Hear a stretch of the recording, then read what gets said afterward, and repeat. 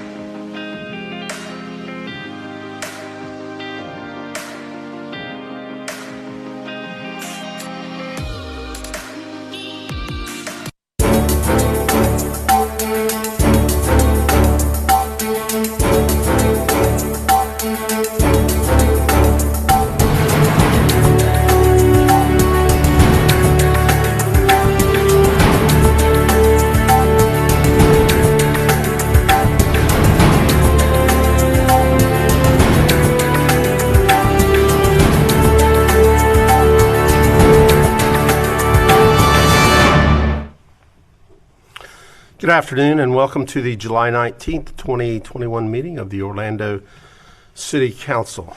It's nice to see a full house and mostly not masked. We're getting a little bit back to normal, so thank you all for getting vaccinated and making that possible.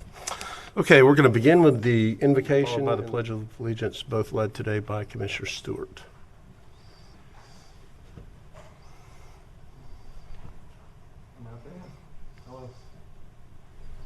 Hello. Am I okay now? No, I'm okay. All right.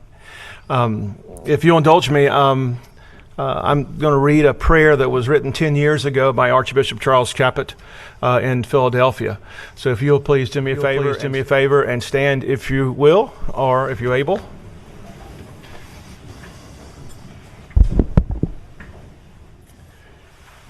God of justice and mercy, thank you for the gift of life and the opportunity to serve the people of our city. Help us to act with character and conviction. Help us to listen with understanding and goodwill. Help us to speak with charity and restraint. Give us a spirit of service. Remind us that we are stewards of your authority. Guide us to be leaders your people need. Help us see the humanity and dignity of those who disagree with us, and to treat all persons, no matter how weak or poor, with the reverence your creation deserves. And finally, Father, renew us with the strength of your presence and the joy of helping to build a community worthy of the human person. We ask this as your sons and daughters, confident in your goodness and your love. Amen. Amen. I pledge allegiance to the flag of the United States of America, and to the republic for which it stands, one nation, under God, indivisible, with liberty and justice for all.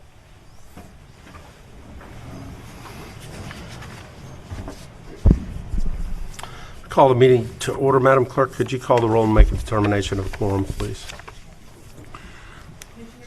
Here. Commissioner Ortiz, Here. Commissioner Stewart, Here. Commissioner Sheehan, Here. Commissioner Hill, Here. Commissioner Burns, Here. Mayor Dyer. Here. Mayor, you have a quorum.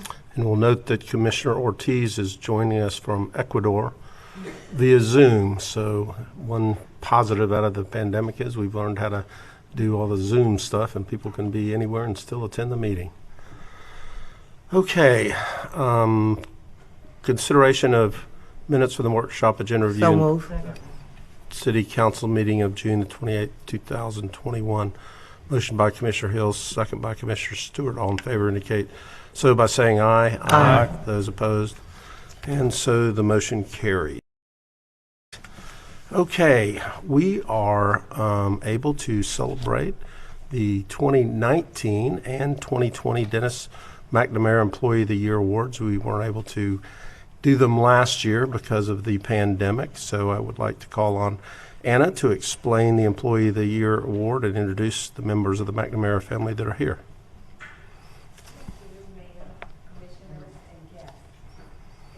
Pleasure to come before you to announce the Dennis McNamara Employee of the Year Award winners. The family is en route, so I will first talk through the purpose of the city's employee recognition program, which is to motivate, recognize, and retain good employees. The most prestigious award given by this program is the Dennis McNamara Employee of the Year Award. Each award recipient will receive a $750 award, a Merit logo jacket, and we held a lunch honoring the award winners prior to today's ceremony. We are very fortunate that the McNamara family has supported this award for over 30 years. I think it's the longest award in support that we've for the city. I think I'm going to introduce the winners and hope that, and we'll recognize the family members as they arrive. The announcement you've been waiting for, the McNamara Employee of the Year Award recipients are Cindy Light, April Taylor, Joseph Caesar, and David Brilla. Oh, he's arrived. Yay. Can you stand, please? Not to put you on the spot. But Matthew McNamara is here to represent the family. He's the grandson of Mr. McNamara.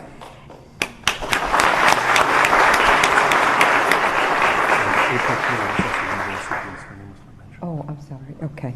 And we would like to thank you and your family for your support and generosity for over 30 years. And my mistake, April Taylor, did I not announce you?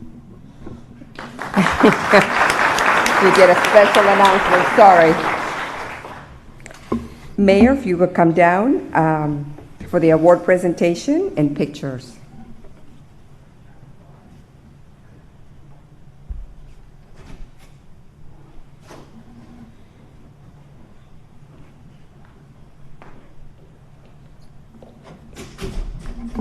The director of each of these outstanding employees will now come to the lectern to introduce and share their employees' accomplishments.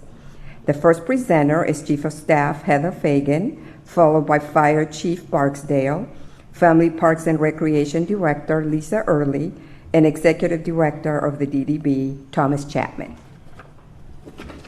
Heather?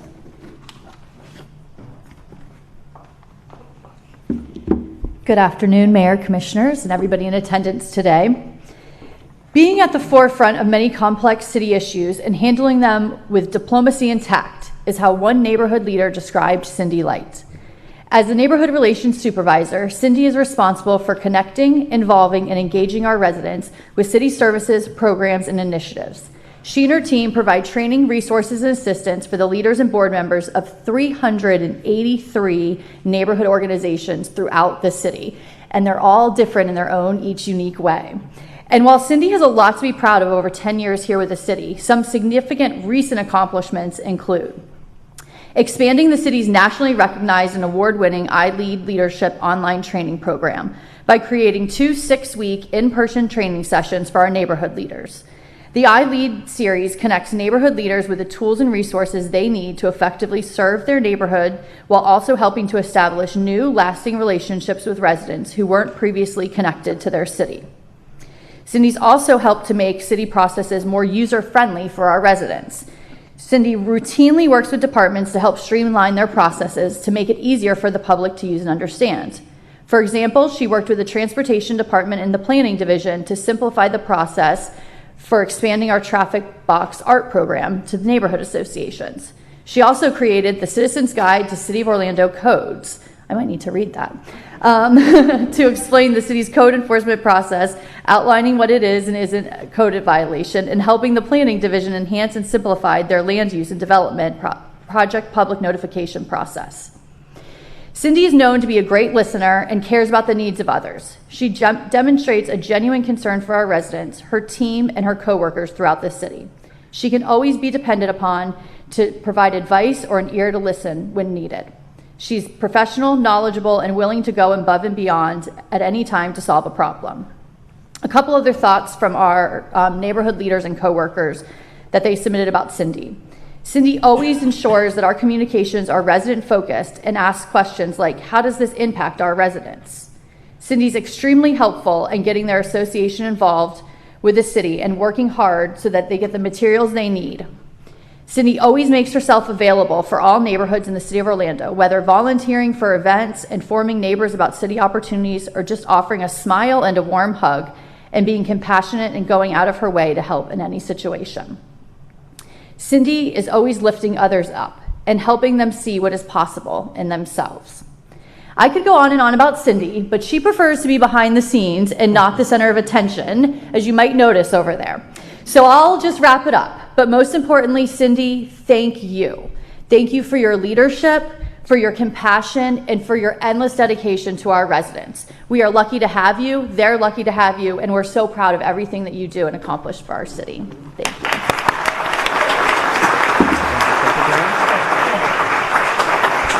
Do you want to present that?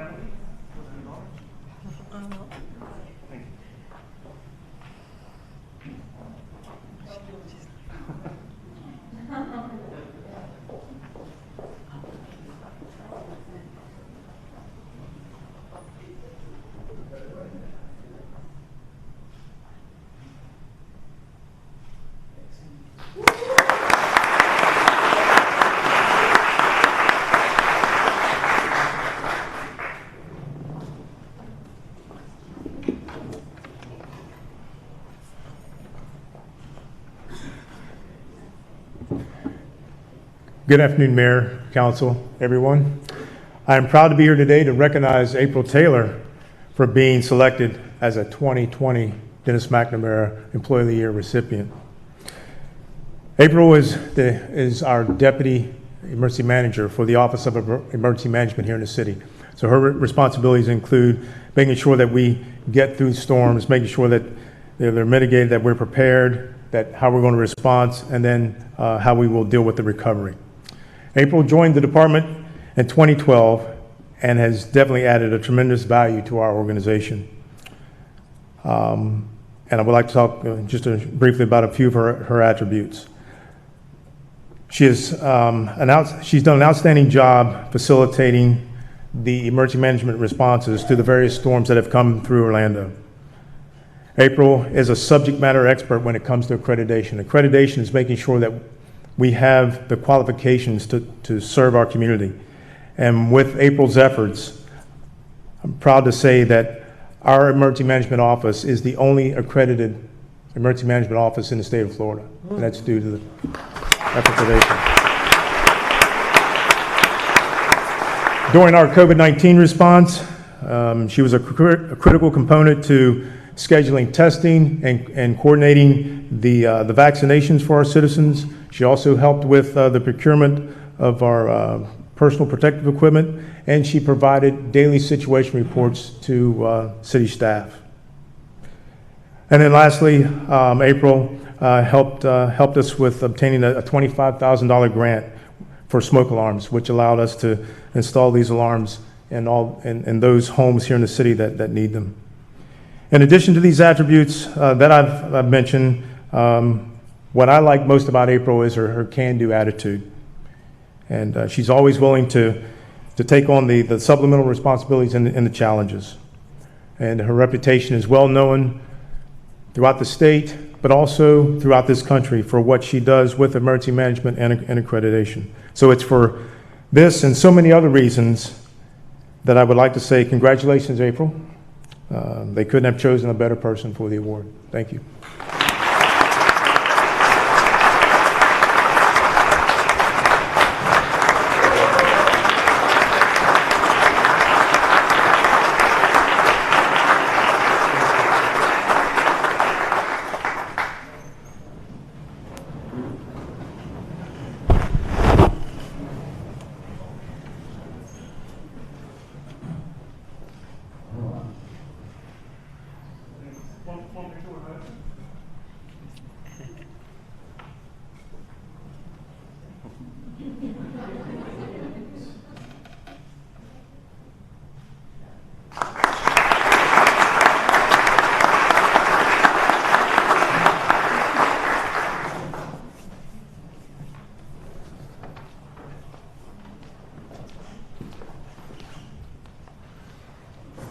Hello, everybody. I have the honor and privilege of talking about Joseph Caesar. Joe is here with his family, his dad, his brother, his little girl, and his wife, Marquita, who's also a city employee. So, Joseph Caesar has worked for the city since 2004, when he started as a part-time recreation assistant at the Orlando Tennis Center. And ultimately, he worked his way up when in 2016, he was named the Regional Recreation Center Manager for the Dr. James R. Smith Neighborhood Center. He's in charge of running one of our largest and busiest neighborhood centers, and also not only the Smith Center, but also the Hankins Park Neighborhood Center, both of them. Both sites are located in the heart of the Washington Shores community. District 6. Take a note of that. He got all his skills from District 5 Parallel. Yeah. True that, true that. So as a regional center manager, Joe oversees a staff of 55 people and a budget of nearly $1 million. He also serves as the recreation division's lead when it comes to all things related to emergency preparedness, creating and training our staff on emergency procedures to make sure we're prepared to handle not only hurricanes, but also active shooters, bomb threats, fires, and all kinds of emergencies that arise at our sites. This makes a huge difference for our team. In fact, a couple of years ago, Joe had to calmly lead his own team at the Smith Center when a bloody, injured person ran into the center to try to hide, as stalkers circled the roadway outside trying to seize and possibly kill him. And on that day, Joe probably saved somebody's life. Thank you for that.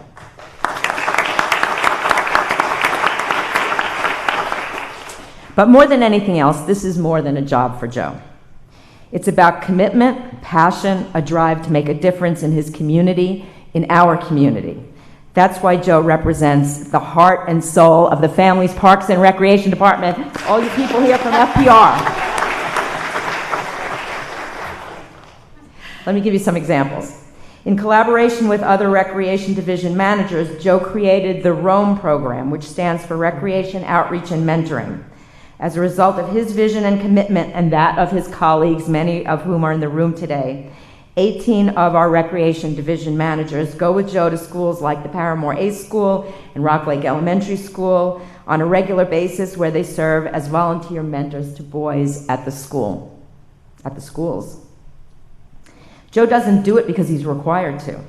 He does it because he senses an obligation to make our community a better place, because he's committed to investing in the next generation and to do his part to solve the challenges that our community and our nation faces.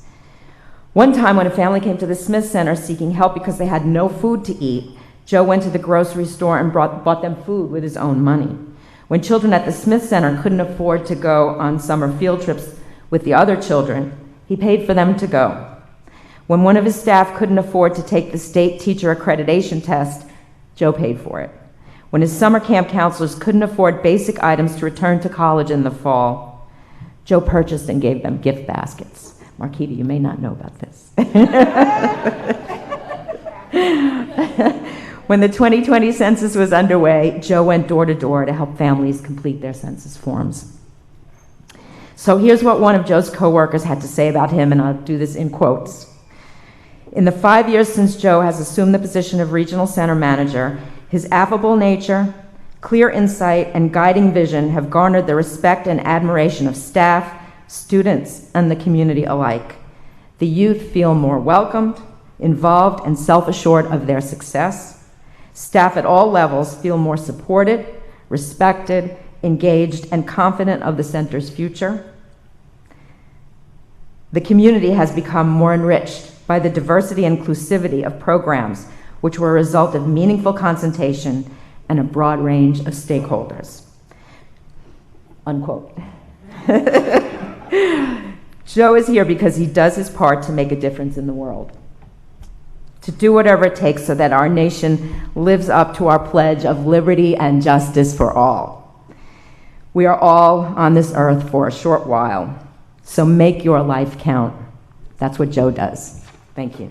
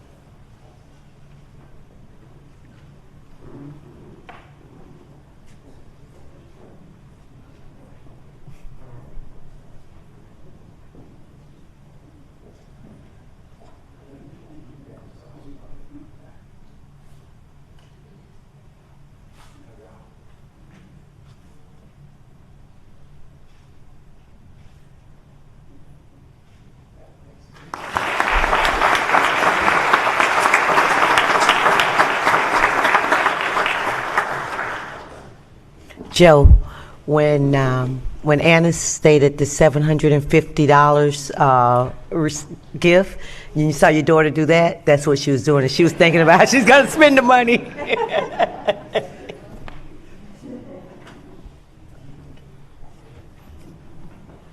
Mayor Dyer, other distinguished members of this council, ladies and gentlemen. As you all know, for more than 15 years, I've had the honor and the distinct pleasure of serving as the Executive Director of the Downtown Development Board and the Community Redevelopment Agency. During this time, under your leadership, direction, and guidance, and with your support, many significant, progressive, and some transformational projects, initiatives, and programs have been accomplished. During the past years, no one, and I do mean no one, has been more engaged, often at a granular level, with the vast majority of those achievements than David Brilla. From concept and recommendation to you, through administration and implementation post your approval. As Assistant Director of the DDBCRA, David has heavily influenced much of what you, and now and then I, get credit for. David joined our team in 2010 as an Economic Development Coordinator, having graduated 5 years prior from UCF, go Knights, and went on in 2011 to complete his MBA at the University of Florida. Go Gators, man. Where he was chosen to speak on behalf of his class as top student at graduation. And his humbleness and humility didn't even allow him to tell us that before the fact. Upon coming aboard, David quickly distinguished himself as a bright, energetic go-getter, a quick-minded professional, highly motivated, with the ability to work collaboratively with others or individually as needed. David's background in commercial real estate and finance further rendered him invaluable in strategizing, conceptualizing, and in ultimately realizing various economic development initiatives, and soon he was promoted to Assistant Director, a choice I can say I have absolutely never regretted. His proficiency in matters of finance and overall knowledge of real estate development qualified David to serve pivotal roles in developing some of the most complex economic incentive packages for several major projects, including 55 West, a 363-unit residential mixed-use adaptive reuse project, where we worked closely with Assistant City Attorney Wes Powell on a very complex amended and restated project agreement necessitated by the effects of the Great Recession. Paperwork is that thick. Church Street Plaza, the first phase of which you know now as the SunTrust Plaza, a $125 million tower, which is the first of two phases of a mixed-use project incorporating Class A office space, hospitality, and AC Marriott Hotel, retail, and ultimately, when completed, an integrated Sunrail station. Novell Lucerne, a 375-unit mid-rise mixed-use residential and retail development, and more recently, the incentive package for EA, or Electronic Arts, the $62 million build-to-suit under construction right now, this very moment, at Creative Village. Of course, there are many, many more, but finally, it's one that I'd really like to mention that's close to David and close to all of us, and that's David's ongoing role as the DDB CRA point person for our award-winning and beloved Perrymore Homes.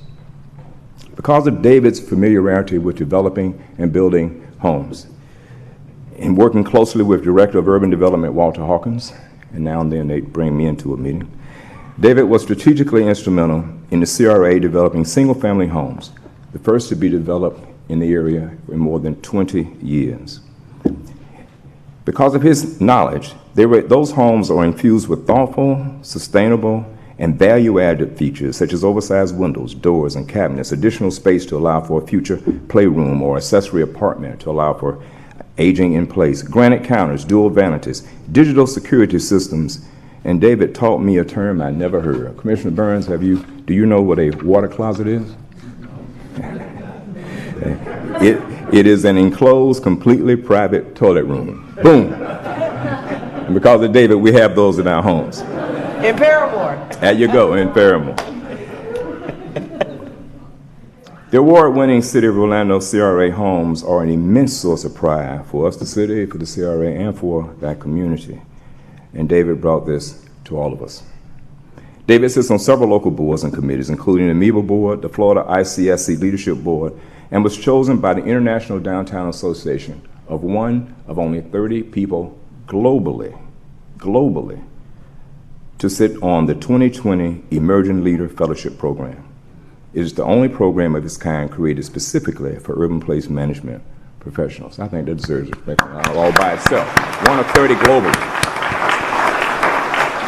David is a member of the West Side Satellite Orlando Baptist Church, where he can be found every Sunday morning, and I didn't know this until this occasion, at 5 a.m. Wow. Transforming a school cafeteria into a church chapel. God bless you, David. We're not working or spending time with his family, which includes his beautiful wife, Alicia, their son, Hudson, who he calls Duke, and their daughter, Hadley, who he calls Hadley,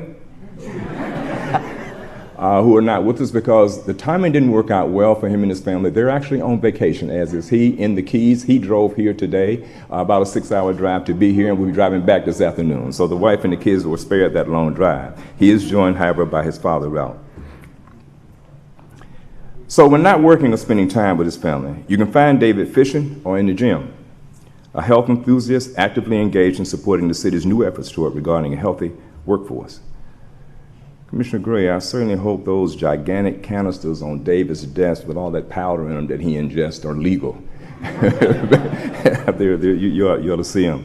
So Mayor, Commissioners, ladies and gentlemen, on behalf of Book Brunnett and the entire economic development team, and with particular zeal and enthusiasm and pride of those of us at DDB CRA Division, it is with sincere pleasure that we celebrate the selection of David Brilla as the 2021 City of Orlando McNamara Employee of the Year. Congratulations, David.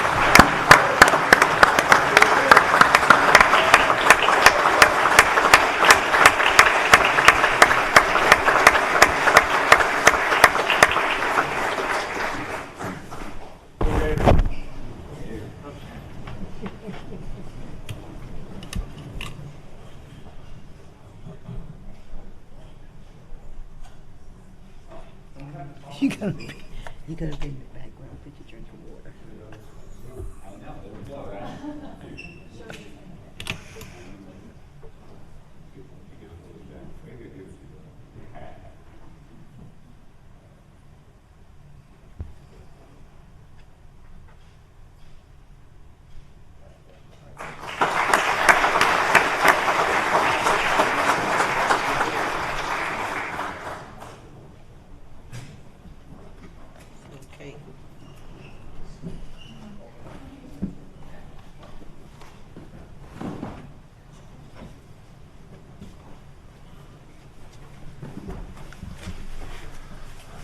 I'm always impressed and thankful for the many talented employees that we have that make our city run and make us all up here look pretty good. So we'll take a 30-second hiatus for those that were here just for the McNamara Awards that would like to take leave.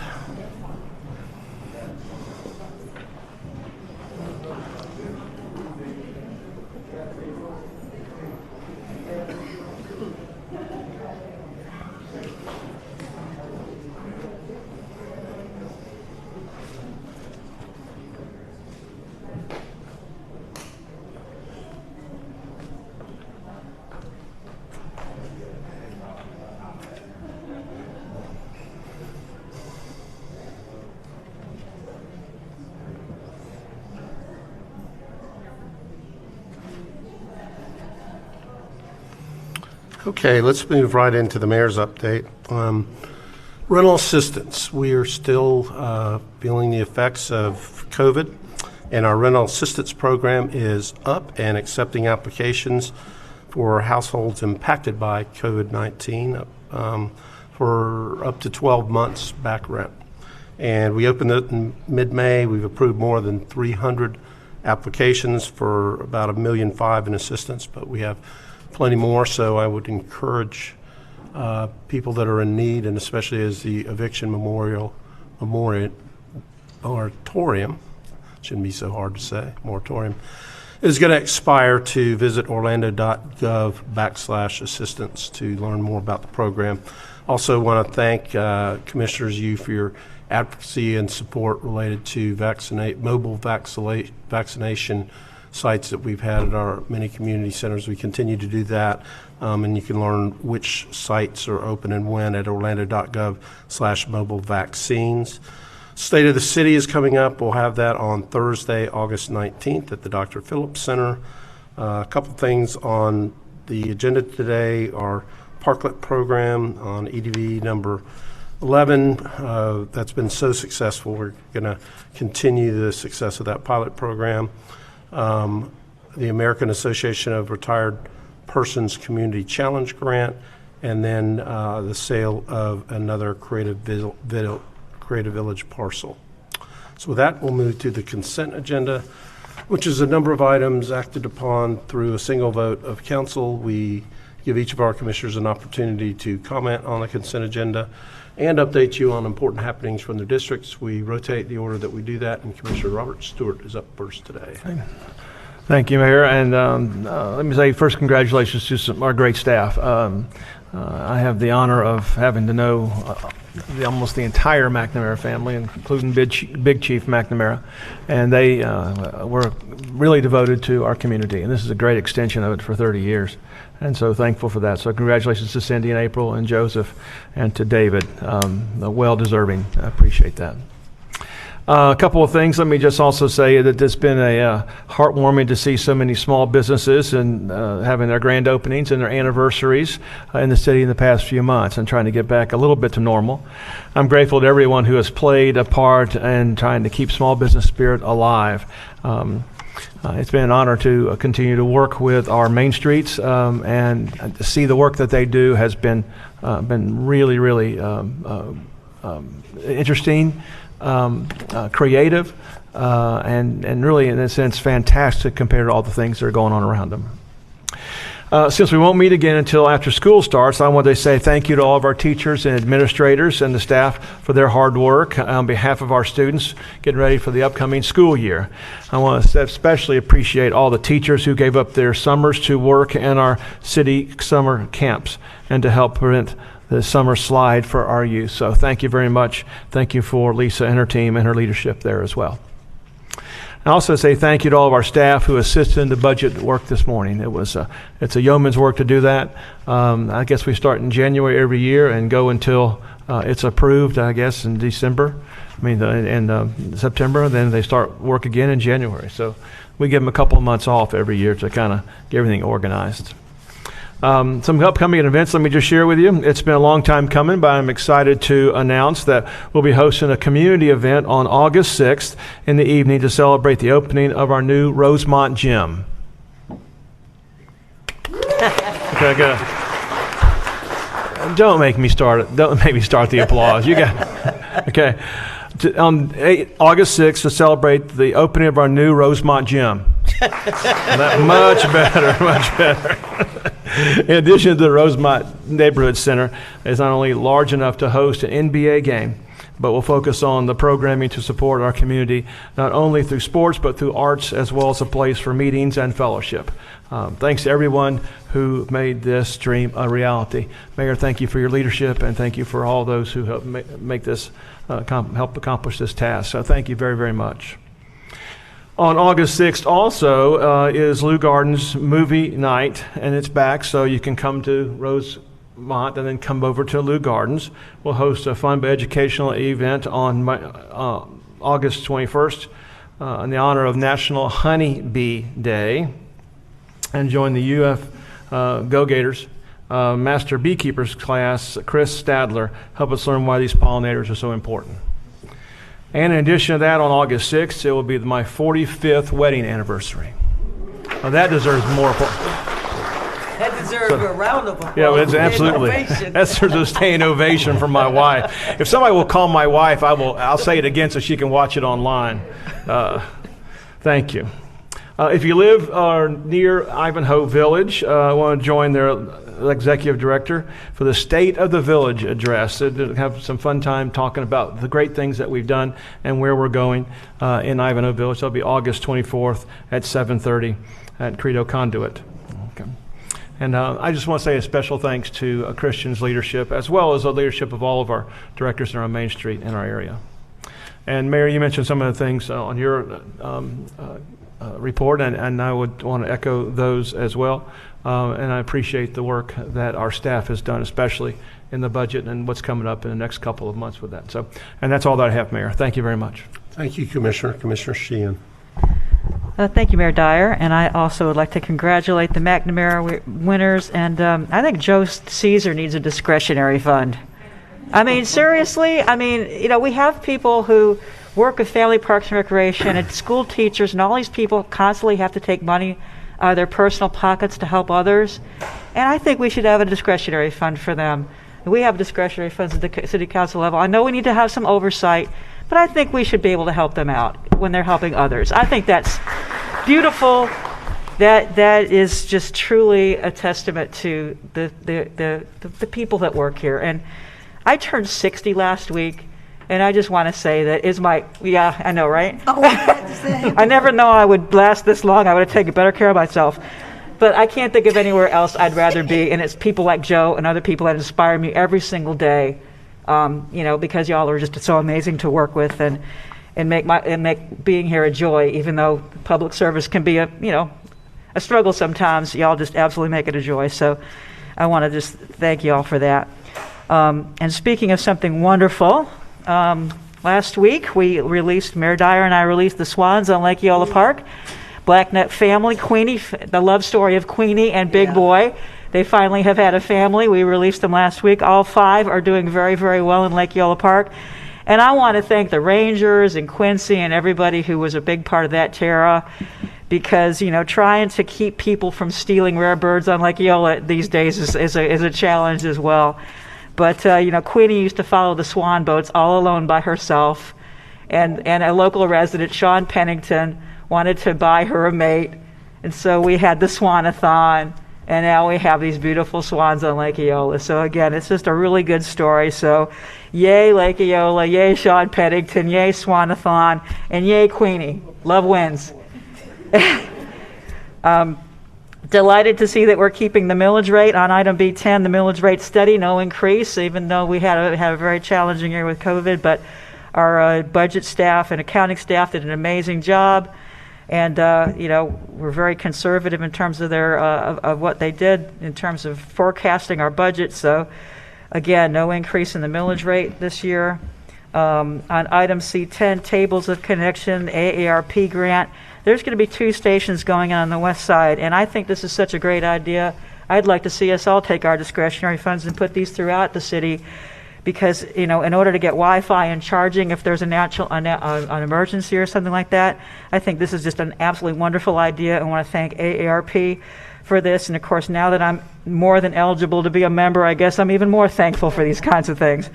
Also on item C11, the parklets strongly support keeping this on-street parking. This has been a wonderful amenity in the CRA and has really helped some of these small businesses.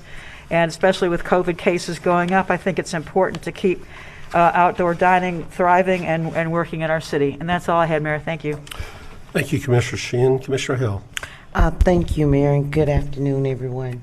I also want to say that I'm supporting C1, which is, as Mayor Dyer alluded to earlier in his presentation, of housing there, a plot being sold to the Beacon. Actually, quality, safe housing, especially affordable housing, is something that the city of Orlando has made our priority. So to see that happening right there in Creative Village, when we start talking about equability, I'm just so proud to be a part of this council, and thank you for your leadership, Mayor, and our CRA and Economic Development team for having this come to fruition there in Creative Village with all the different opportunities that's in that Paramore community. Also, I'm in support of C9. I feel like a surrogate parent, Commissioner Burns. I've kind of helped carry that project, and you will deliver it to the people where it's one of the first ever, I believe, council and chambers here in the city of Orlando, where we will have a project there in the Orange Center corridor, and I know Commissioner talk about it, but it's a very important project because it's a single family ownership component, and then there is a mixed use, which is mixed income rental properties there on that same unit with a commercial component. And with the extension of that West Lakes Marketplace that Sherry and Pauline and the Economic Development team and this council approved, Mayor, about 2 months ago, is so much needed when we start talking about retail space on the west side of Orlando. Also, Orrin, thank you for your leadership with the F3 with Bishop Hepburn and Jump Ministry with that affordable housing component on that in that West Colonial corridor, assisting them. So I'm on Monday, June, I don't know why I keep saying, I got so nervous all of a sudden, for no good reason. I guess I'm so excited just to see all those that, this work cannot be done alone. And it is truly the support of the staff and all of those that just received that McNamara award are so well deserving. And many of the things I know in my district, I could not have done without them. And I wish they were here so I can continue to say thank you to those that received those awards. And I do agree, Commissioner, they do need discretionary funds. It's called the Commissioner's discretionary. And that's what we use when I continue to say the needs that we have on the west side of Orlando are totally different throughout the city. So thank you, Commissioners and Mayor Dyer, for giving us that budget to help the community do work. So I guess Commissioner got to go a little bit deeper in his pocket for District 6. So I'd like to thank First Baptist of Orlando for coming over to Mercy Drive Kids Zone at our Northwest Community Center. They did a community outreach where they engaged with the families, the kids of all ages, and it was just an event had and fun had by all. Never heard of Gator Ball, so they had Gator Ball there. Bounce houses, face painting, foods and drinks, and it was all sponsored by First Baptist. So thank you to those youth of their Christian youth program for coming over there and engaging our kids. On June 29th, I stepped over into District 4 Commissioner, and congratulations on the Sonesta corporate office coming right there in downtown Lake Eola. I went there with Mayor Dyer and Commissioner Stewart. What a great group, and all those jobs that's coming to the city of Orlando. Great job with the leadership on that. On Wednesday, June 30th, I also met with Mike Hess and Mr. Paul Lewis, which is the Chief Planning Manager, Economic Development. And we met with the community leaders where one of these solar benches are going, as Commissioner stated, where it will offer during hurricanes. But when we know there's a digital divide, and when we're talking about smart cities, one of Mayor Dyer's priorities is bridging that gap there in our urban cores where there is that divide. And not only will this bench serve, I believe, as a conduit for energy or for hurricanes or loss of energy, but every day, many of the kids don't have internets in their homes, and they can come there into the park and do their homework because of this bench, and something that the city is known for is art. So with the AARP grant, Paul Lewis was able to get for us that will bring art to that park. And Lisa, thank you. I think we just put about $450,000 in renovating that park about a year ago. So it's really going to bring a whole lot of amenities and different things to that area that had not been had previously. And we call them resilience tables, not benches, resilience tables.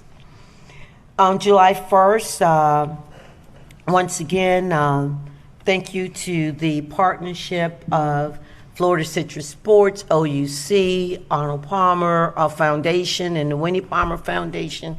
And of course, Mayor Dyer and the city's leadership, we were able to do the ribbon cutting there at Lake Larned Park that we call the Jewel of the West Side. And I was joined by my colleagues, Commissioner Sheehan, Commissioner Stewart, and also Commissioner Burns, and Mayor Dyer, of course. They're right across from Camping World Stadium, where we would have basketball courts, soccer fields, football fields, new playground, something that many might not know, Mayor, that there would never be a bad fishing day in the lake at Lake Larned. We've partnered with the Fish and Wildlife, and they will be stocking that lake with fish.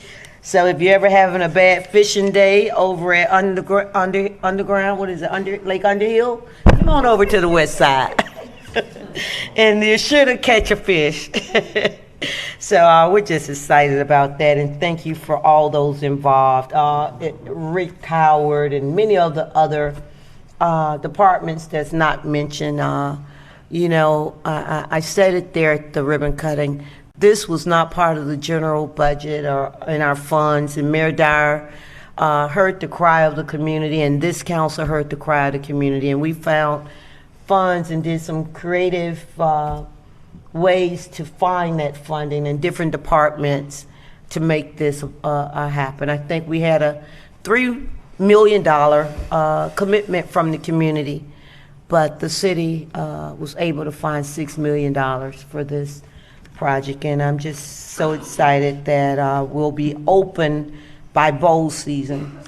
Right now, the Camping World Stadium is undergoing a $60 million renovation, so it's going to really be an accent, not just for the west side, but I think for international travelers that's coming to that Camping World Stadium, even national travelers, to highlight all the great things we have here in the city of Orlando.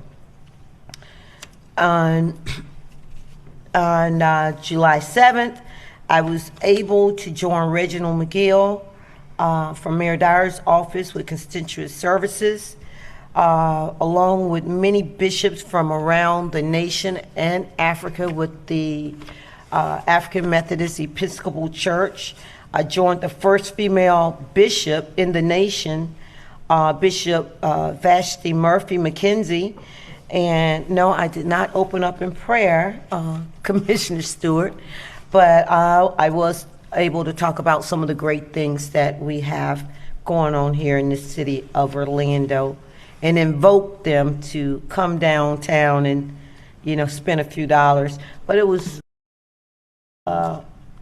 quite rewarding to see that our iDrive corridor is now being utilized and people are coming back to that area for conventions, and tourism is on the upside over there. So congratulations to all those people that have been making sure that when we did open up in that area, that it's done safe. And with that, Mayor, that's all I have. I would like to say on July 31st at 10 a.m. to 1 p.m., once again, we will have our back to school and food distribution event through great community partners of A1 Orange, Orlando Magic, Orlando City Soccer, Second Harvest, One Heart for Women and Children, and OUC, where we will be bringing not just food and entertainment, but book bags. We'll be also having educational resources, health and wellness information, and job opportunities, along with vaccines. So thank you to our partners that have each year made this a success, where we serve almost 1,000 families. Thank you, Commissioner. We'll move on to Commissioner Burns. All right, thank you, Mayor. Good afternoon, members of council and everyone in attendance. I want to start off by again congratulating all of the winners of the McNamara Employee of the Year recognition, but also just wanted to highlight Joe Caesar, who's been part of the District 6 team for a while. I know he came from District 5, but has been serving District 6 for a while. And he's truly an asset to the community. Joe is a special guy, and it's a privilege to work with him. Lisa, so thank you and your team for his recognition. And we have a lot of good things planned for Joe and the Smith Center, so thank you again. On the council agenda, I would like to express my support for item B9, the 7th Amendment of the purchase and sale for the Orange Center Boulevard real property. On last week, I had the opportunity to meet with the funding group made up of LISIC, a Ford Foundation program that has the $250 million Black Economic Development Fund. So I asked them, Mayor and Council, will this deal get done? And they assured me that the funding will be in place. So we're excited about getting that taken care of, and I'd like to thank the Council and Mayor for your patience in this, especially recognizing that COVID-19 did slow us down a little bit. But we're excited about the home ownership and affordable housing that will be coming to Orange Center Boulevard.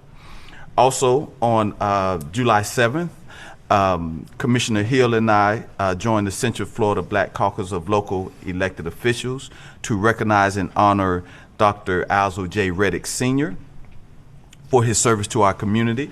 Dr. Reddick was the first black lawmaker to be elected to the State House.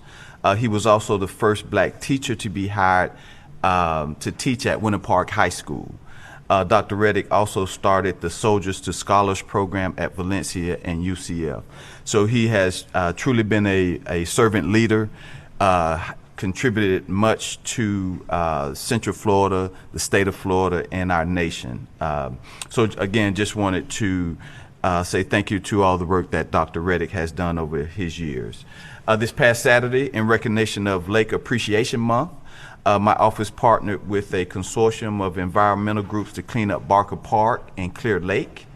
Thanks to the Central Florida Climate Action, the Foundation for Florida Environmental Protection, the Clio Institute, and a host of volunteers who came out to help beautify Barker Park. Together we picked up about 1,000 pounds of trash, including a shopping cart and a child's mattress that was found floating in the water. So just thank you to those volunteers that came together to truly clean up and protect our environment. So thank you again for those volunteers. In addition to our park cleanup, that same day we knocked on doors at a few apartment complexes in District 6 to ensure that our residents were aware of the city's rental assistance program. Housing Department is doing a fantastic job in administering this program, so thank you, Orrin, for all the work that you and your team are doing. But before the CDC's eviction moratorium expires on the 31st, my office will continue to work with the community to help our renters, especially get the word out about these resources that are available to them. This Saturday, my office is hosting a back-to-school bash at the Dr. James R. Smith Center from 11 a.m. to 3 p.m. We're excited to send students back to school with supplies they need to be successful. So for more information, please call 246-3016. We will also be providing vaccinations, have a few performances happening out there as well. And lastly, as we've been hearing, our COVID-19 numbers, our positive numbers are on the rise again. So I want to ask everyone, if you hadn't gotten your COVID-19 vaccine, please do that as soon as you can. The pandemic is not gone, but we can come together, wear our masks, social distance, and just be responsible in how we gather and how we interact. And that's it for me, Mayor. Thank you. Thank you, Commissioner. Commissioner Gray? Thank you, Mayor. I know we've got a lot of folks here to talk on some agenda items, so I'll be brief. Plus, I want to hear how the weather is in Ecuador from Commissioner Ortiz. So I'm going to be very brief so we can get to Ecuador. But a couple of things real quick I wanted to mention. Number one, on July 8th, the Orange County Library System announced that they will open a new library in Lake Nona, which was a huge win for a lot of our residents who are pushing hard for that. And I got to give thanks to our team, Lori Botts, Laura Carroll, Chris McCullion, et cetera. We started to get a little division in there between Orange County on the west side and Lake Nona about who deserved a library. And to the credit of my counterparts at Orange County, the commissioner stopped and we said, wait a minute, there's a way we got to figure this out so we both can get a library. And we were fortunate enough to work that out. So thanks to our team and everyone else for doing that. So that's a big win for us. Also, I joined the mayor on July 14th for the grand opening of the Lake Nona Performance Institute. And it's quite a facility that they produce there. And it's a combination of not just physical training, but also mental training. And that's where I got lost, so I had to leave. But it's quite a testament to what Tavistock has developed, which is, again, this combination of medical, technological, sports, and life science clusters. And so it's quite a facility. If you get to Lake Nona, please go by and take a tour because it's really a special facility. And also we had a little announcement last week that was some entertainment company I've heard of before that might be coming to Lake Nona, but it's really a treat to have the Disney folks moving to Lake Nona. It'll absolutely energize what's already been a strong growth area for our city. So that's great news. On the agenda, one item, many things going on there, but I did want to recuse myself from item C13, which is an economic incentive award for McKeskin Medical. And while I'm not going to vote on it, I do want to recognize some folks that are here because, as I would say to Disney, I would say to McKesson, we appreciate any company that spends their capital and considers moving to our city. Thank you very much. So we've got some reps here from McKesson, from Orlando Economic Partnership, from CBRE, and our own economic development folks. So if you just stand, you deserve a round of applause. Come on, John, stand up. There you go. Thanks, Casey. Yay. Good job. Thank you all very much. That's important to the growth of our city. And Mayor, that's all I have. Let's go to Ecuador. All the way from Ecuador, Commissioner Tony Ortiz. Thank you, Jim. Thank you, buddy. This is the weather from Ecuador. It's 68 degrees, high, low of 46, partially cloudy, but it's nice and cold. It's nice. It's a lot of fun. That's all the time we have, Commissioner. Thank you very much. No, listen, in all seriousness, we forgot a tradition that we had for many years, and that's singing happy birthday to Commissioner Sheehan. You're right. At the count of three. 1, 2, 3.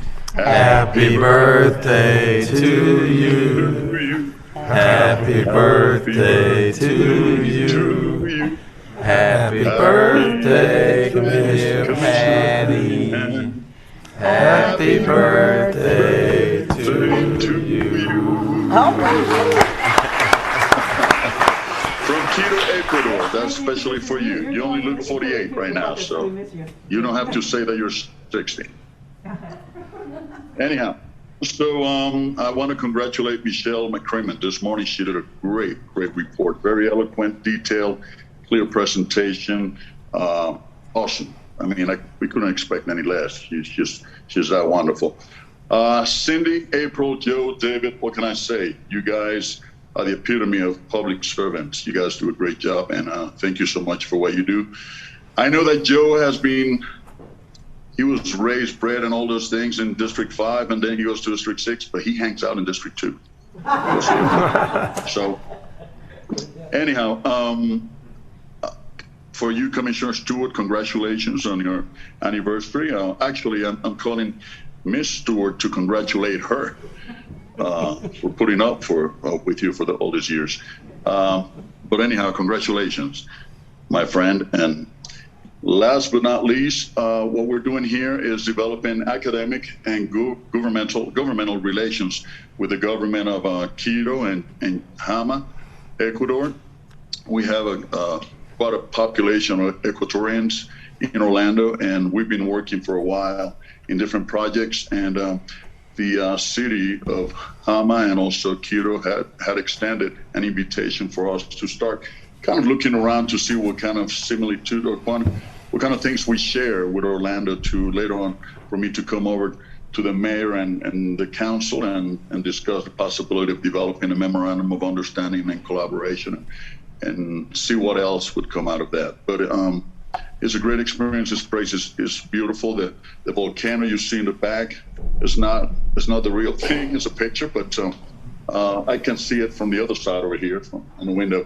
And it's beautiful. The people here are very hospitable and just amazing people. So with that, I'm going to save the rest of my comments for when I get back, so I can be more detailed about it, and we can talk about the other things that are going on in the district. Although most of the stuff we're doing you can find in social media and our website.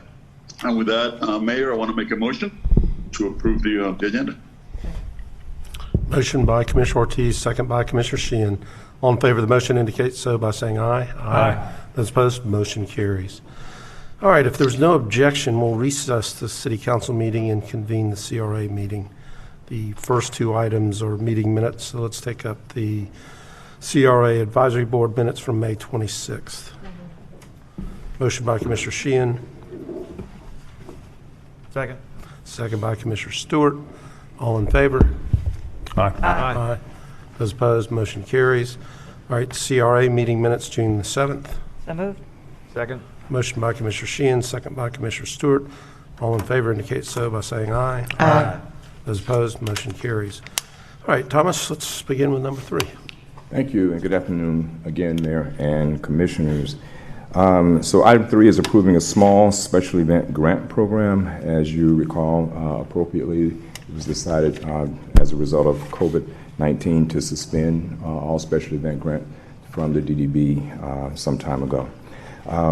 The purpose of this small special events grant program is to provide support to special events with fewer than 10,000 attendees that promote the goals and objectives of the CRA, the Downtown CRA Community Redevelopment Plan, and that generate economic activity within the downtown area. Grant funds will be available during 2 application periods of each fiscal year. Having been evaluated by, all grants will be evaluated by, I should say, a grant review committee and awarded on a competitive basis based on available funds. Grant funds will only be provided for events occurring after applications have been approved and recipient has entered into a grant agreement with the CRA. The CRA Advisory Board has recommended approval, and if there are no questions, staff is requesting approval of the small special event grant guidelines. Move to approve. Second. Motion by Commissioner Hill, second by Commissioner Sheehan. Discussion? Hearing none, all in favor of the motion indicate so by saying aye. Aye. Those opposed, motion carries. All right, number 4. Thank you. Item number 4 is approving a large special event grant program. Again, same purpose for the events, this time supporting events of more than 10,000 attendees. These events are larger and are anticipated to attract a regional audience and generate overnight hotel stays within the downtown area. Again, grant funds are available during 2 application periods of each fiscal year and will be evaluated by a grant review committee. So moved. Second. Motion by Commissioner Hill, second by Commissioner Stewart. Discussion. Hearing none, all in favor of the motion indicate so by saying aye. Aye. Those opposed, motion carries. And number 5? Number 5 is approving a downtown commercial and residential building improvement program funding agreement between the CRA and Interstruck LLC for 814 West Church Street.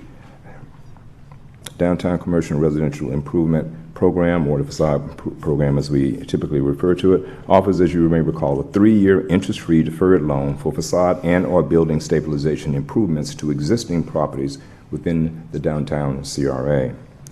The program provides an opportunity for the CRA to provide up to 50% with a not to exceed of $120,000 in the Pyramid Heritage area for improvements. The applicant's improvements are estimated at just under $240,000. Thus, they are eligible for funding assistance of up to $119,575.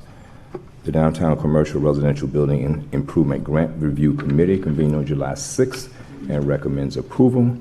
And again, if there are no questions, staff is requesting approval of the Downtown Commercial and Residential Building Improvement Program funding agreement between the CRA and Interstruck LLC for 814 West Church, subject to review and approval of the City Attorney's Office, and authorizing the Chair of the CRA and the Executive Director to execute such funding agreement. So moved. Second. Motion by Commissioner Hill, second by Commissioner Sheehan. Discussion. Hearing none, all in favor of the motion indicate so by saying aye. Aye. Those opposed, motion carries. And number 6. Thank you. And finally, number 6 is approving Beacon at Creative Village funding agreement. This, of course, is a companion to the housing item F1 on the consent that you just approved earlier. Beacon, as you know now, is a proposed 7-story multifamily residential complex containing 190 units of affordable housing, of course, at Creative Village. The project is applying for low-income housing tax credits, 9% tax credits from the Florida Housing and Finance Corporation through FRA number 2021-202 to finance 79 units of this project. The goals established in the DT Outlook, which is the CRA's Community Redevelopment Area Plan, include improving the variety of housing options, providing affordable housing, and ensuring long-term affordability. The proposed agreement before you now provides $610,000 in CRA funding, which is prescribed by the Florida Housing and Finance Corporation for the local government preference to be provided by the CRA to the city following a successful award of the credits under the FRA and from the city to the developer.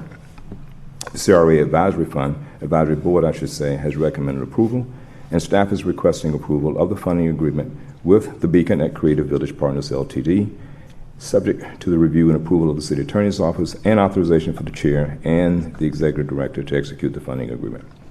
So moved. Motion by Commissioner Hill, second by Commissioner Sheehan. Discussion. Commissioner Stewart. Thomas, Yes. I know that much of this is a function of whether it's going to be awarded. Do you have any idea of the time frame of when it's going to be awarded? When the credits would be awarded? I mean, in other words, when? Where's the guy? There you are. I mean, I think they need our. This is Corp of Atlantic Housing, who along with the community, Bank of America's Community Development Corporation are the developers, as they are also developers of Amelia Court, which you previously approved and is now in existence. Scott? Thank you, Mayor and council members. I appreciate the consideration of this item. As far as the timing question, the applications are due August 31st. Florida Housing Finance Corporation will vote on the recommendations in the end of December. Those board actions don't become final until they go through the Administrative Procedures Act at the state, which will be sometime in April. And then once they become final, then we can start on the construction documents and design development. Perfect. Thank you very much. Thank you. I just wanted to say something also, Mr. Cole. Commissioner Hill. I just want to thank you for your commitment to affordable housing in this region. but more so the paramour, in being engaged with the people there, yourself personally, not just sending staff, and making sure that not that you're just providing affordable housing, but the wraparound services that your staff do there, and listening to those voices. So I just wanted to personally go on record and thank you for your leadership in that area. Thank you. And I do want to say that, I speak around the state with regard to affordable housing and often mention the city of Orlando and their particular focus on affordable housing in this area and what they've done, because without that, it doesn't happen. We can't, without local government support, without local government really insistence upon it, it doesn't happen. So, thank you. Now, if we can just get the legislature to figure out we really do have an affordable housing crisis. Yeah. We have lots of opportunities. Further discussion? Hearing none, all in favor of the motion indicate so by saying aye. Aye. Those opposed? Motion carries. Any further business come before the CRA, Thomas? There's none, Mayor. Thank you. Thank you very much. Then we'll stand adjourned as the CRA, and we will reconvene the City Council meeting, and we will move to number 9, hearings. And the first hearing is to rescind the Lake Nona DRI development order. Is there a motion? Motion to approve. Second. Motion by Commissioner Gray, second by Commissioner Stewart. Is there anyone from the public that would like to testify? Madam Clerk, do you have any cards? I don't have anybody on my list. No, I don't. Okay, we'll close the public hearing. Discussion. Hearing none, all in favor of the motion indicate so by saying aye. Aye. Those opposed, motion carries. Okay, the second hearing is a public hearing for the sale of a parcel of city-owned land that we were just discussing, valued in excess of $500,000. So as required by Chapter 13, Section 7 of the city charter, we'll have a charter hearing. Notice of the hearing appeared in the Orlando Sentinel on July 9th, 2021, and approval of this transaction will require a majority vote of all members of City Council. The property is located in downtown Orlando within the Creative Village development site. Creative Village is the city's competitively selected master developer of the Creative Village and has assigned the purchase agreement to an affiliate named The Beacon at Creative Village Partners Limited. The city will deed the property to The Beacon at Creative Village Partners, who will be the owner-developer of the affordable housing project proposed for the site. The parcel is approximately 1.6 acres. Purchase price is $2.871 million. The estimated fair market value of the property is the same. Is there anyone from the public to discuss this matter? Madam Clerk, any cards? No, Mayor, I don't. Okay, discussion among commissioners. Hearing none, all in favor of the motion indicate so by saying aye. Aye. Those opposed, and so the motion carries.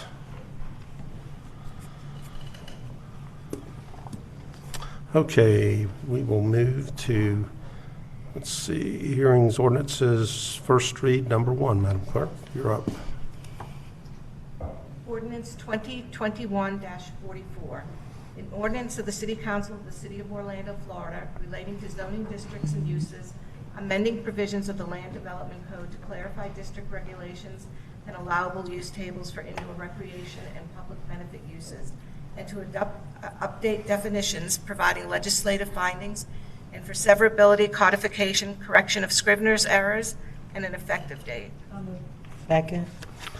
Motion by Commissioner Sheehan, second by Commissioner Hill. Is there anyone from the public that would like to speak on this measure? I have no cards. No, Mayor. Discussion. Hearing none, all in favor of the motion indicate so by saying aye. Aye. Those opposed, motion carries. And this is an ordinance that requires a public hearing after 5 o'clock unless we vote by supermajority to hold the second public hearing at our normal City Council meeting time. Staff recommends that we do so at our regularly scheduled meeting on August the 23rd at 2 p.m. Do I hear such a motion? So moved. Second. Motion by Commissioner Gray, second by Commissioner Stewart. All in favor indicate so by saying aye. Aye. Those opposed, motion carries. Okay, hearings, ordinances, second reading, number 1. Ordinance 2021-42, an ordinance of the City Council of the City of Orlando, Florida, relating to a street name change, renaming Sabin Place Track R2, which is described in the plat of Lake Nona Town Center Phase 3, according to the plat thereof, as recorded in Plat Book 102, pages 3 through 8 of the Public Records of Orange County, Florida, generally located between Humboldt Drive and Veterans Way to Chopra Terrace, directing amendments to the official maps of the City of Orlando, Florida, providing for severability, correction of Scrivener's error, and an effective date. Move to adopt. Second. Motion by Commissioner Gray, second by Commissioner Stewart. I don't have any cards, Madam Clerk. No, Mayor, I don't. And since the first reading of this, Commissioner Gray and I have had the opportunity to meet Deepak Chopra, and I actually meditated with him for a little while. How about that? Hamana. There we go. All right. All in favor of the motion indicate so by saying aye. Aye. Those opposed, motion carries. Number 2. Ordinance 2021-43, an ordinance of the City Council of the City of Orlando, Florida, relating to motorized scooters, amending Chapter 10 Orlando City Code, entitled Bicycles, Scooters, Micromobility Devices, and Bicycle Paths, to extend the pilot program for scooter sharing services, providing legislative findings, and for severability, codification, correction of Scrivener's errors, and an effective date. So move. Second. Motion by Commissioner Stewart, second by Commissioner Burns. I do have a number of people who wish to speak, so let's begin in the order that they were received. Dennis Burgess in person.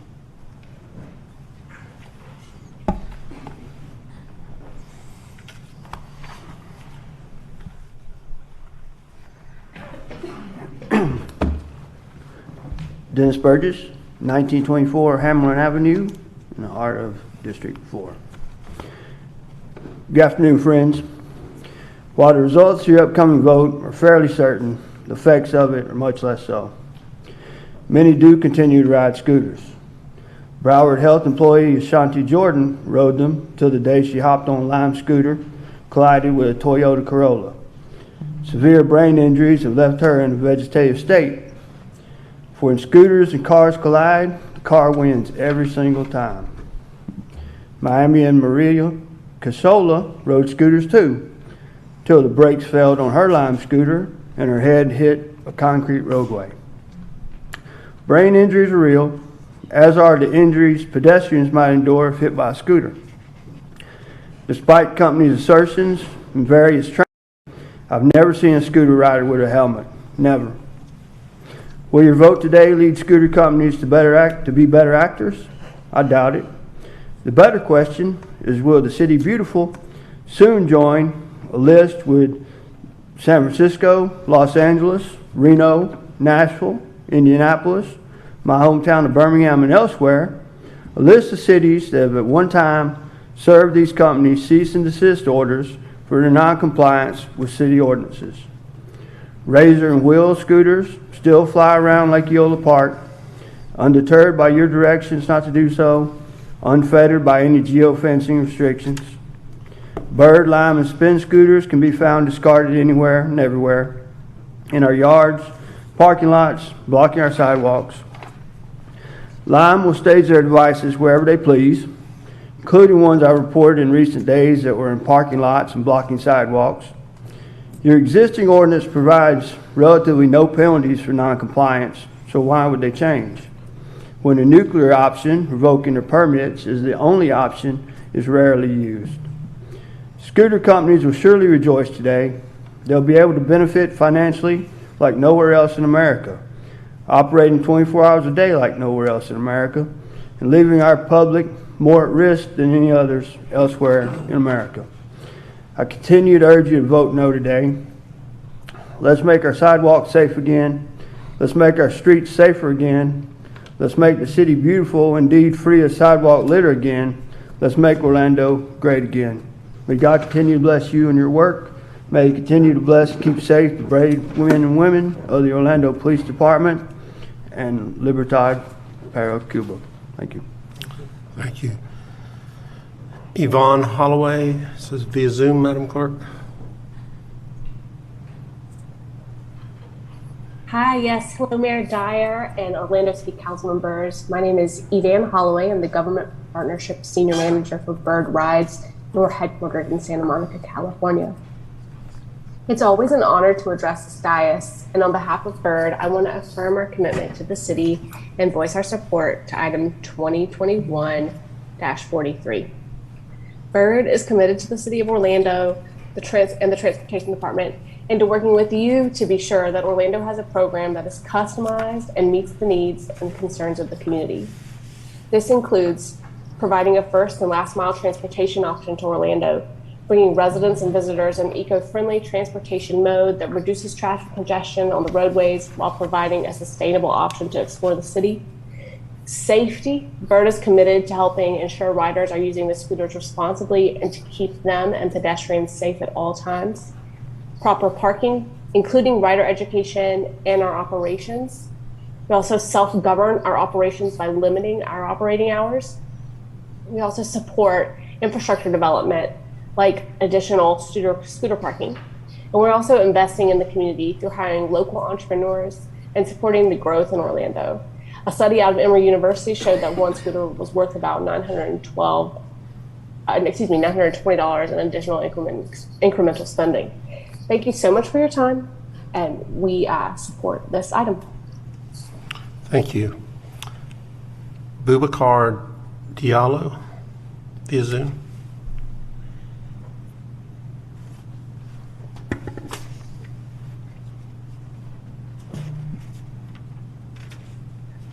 Yes, I'm here. Can you hear me? Yes, we can. Go ahead. Oh, thank you so much. I want to echo the sentiments of my friend Ana Placido, who submitted her comments in writing, I believe, to you. But I'll make my own comments here. My name is Boubacar Diallo. I live on 55 West Church Street, and I want to thank you for the opportunity to speak today. My comments, like I said, will echo my friend Ana's, which are more thorough, precise, and on point than the approach I'm going to take here. Hopefully you're able to read her comments or they'll be read into the record. I come before you strongly in favor of this program, not only for all the reasons Ana stated, but also for perhaps some more abstract ones. It strikes me that what we have on our hands is not a scooter problem, but more of a people problem. And while people problems can be more difficult and take longer to correct, I do believe it is easily possible for us to do so as a community moving forward. I have complete faith in all of you, us, and our system to successfully do something hundreds of other cities are now successfully doing long term. I will posit for your amusement a somewhat facetious metaphor to the situation with this ordinance. Were automobiles to be poorly parked and driven at the inception of automobiles being permitted in Orlando, would we blame the automakers, eliminate the technology, and simply continue to ride horses? Or would we find a way to move forward with technology that obviously improves our lives while working together to remedy the challenges? I could make a similarly comedic argument with the smartphone, but I won't.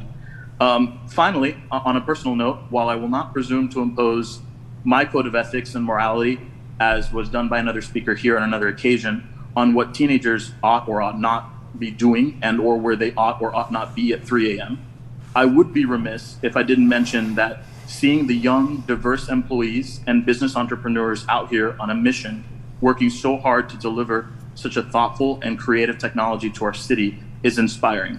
And I shudder at the thought of how we'd be hurting our own young local workforce should we make the wrong choice regarding the future of this excitingly progressive and innovative program. I firsthand see some of these people out here when they're working with the scooters and doing some of the things that Ana mentioned in her comments, helping homeless people, helping citizens, picking up trash, going the extra mile beyond just moving scooters to help and interface with the community of Orlando. I'll leave you with this quote by the great Judith Martin. When virtues are pointed out first, those being of the scooters, of course, flaws seem less insurmountable. Thank you for all your tireless work and best wishes moving forward. Thank you for your comments. Madam Clerk, the next three that I have appear to be written comments. The written comments came in after the 9 o'clock deadline, so we will have them as part of the minutes. Okay. Are there any other? There are no other speakers for this one. Okay, discussion. Commissioner Sheehan. Yeah, I'd just like to say, as I have said consistently, that while I would love to vote in favor of this, and I think this would be a great technology if it was applied properly and parked properly, and the young man saying that, we don't regulate cars. Yes, we do. You can't park a car all over the place. You can't leave them in the middle of the road. You can't leave them in the middle of the sidewalk. We have rules and regulations for the use of motor vehicles, and that's all I'm asking for. Proper rules and regulations, which we can't do because we've been preempted by the Florida legislature, which is very frustrating, and that's why we're stuck in this situation. And I'm hoping we can get this down to fewer companies to where we can at least have some level of accountability. And if you don't think injuries are important, talk to our own staffer who is still undergoing, issues because of the broken arm that he got when he tripped over a scooter in downtown Orlando. So again, you can't just discount it. That's why I'm voting against it. And I continue to encourage the scooter companies, please try to clean up your act. Please try to come up with ways to make these more safe, and then I won't have to be here voting against it, because I usually embrace new technology and I like new cool things, but I don't like public safety being negatively impacted in any way. Thanks, Mayor. Thank you. Commissioner Hill? Thank you, Mayor. Of course, I'll be supporting it, but I do echo the sentiments of my colleague, Commissioner Sheehan, which scooters have been a option here in the downtown corridor of my residence, and those trying to get from A to B, and primarily on the west side of Orlando, where transportation has always been a issue, and this has supplemented those that could not afford a car nor could afford electric scooters. So I'm very much in support of it. When you do the numbers and see the usage from our downtown core and the Paramore core in the last year, Mayor, it's quite significant. But I will call on the scooter industry here in the city of Orlando to be accountable. I heard the last commenter, which I slightly disagree, but I understand his sentiments when he says we don't have a scooter problem, we have a people problem. We do know that the people are the ones that utilize the scooters, but I'm counting on the industry to fill in that gap for where the people aren't being responsible, because initially it's their scooters, and they should properly monitor these scooters and know where they're at. I think they have made a tremendous have done a tremendous job since last year by being accountable and arranging the scooters properly. But there's still some more to go. I still see them scattered and laying down in certain areas. So if they could continue down that path of having the folks service the area, making sure that the scooters are in a safe manner and standing up. I think I also agree with Commissioner Sheehan that maybe when the RFP goes out and we reduce how many folks out there, and we choose those that have been very responsible, we will see a positive change. And someone that I also hear from here, and I appreciate your advocacy, and that's Dennis Burgess. I know he, really cares about this city and the safety of our patrons and our citizenry. So, Dennis, I applaud your advocacy and all things City of Orlando. But I know that, there's a need for this scooter program for many, and hopefully we can get to a place to where it just serves the city well, Mayor. But I will be voting yes, and hopefully we'll continue down that path. Anything new is you have your trial and errors, but I do see progress. Commissioner Stewart? Thank you, Mayor. Let me say thanks to our staff. This has been a challenging issue, and I understand Commissioner Sheehan's point. I think the key that we have seen, and we've said several times, is that when you have 6 vendors in a pilot program, if somebody is offended by if SPIN decides they're going to withdraw a a subscription from somebody for violating the law or violating their rules, they just pick up and go to Lime. And if they lose Lime, then they pick up and go to a third and go to a fourth and go to a sixth eventually.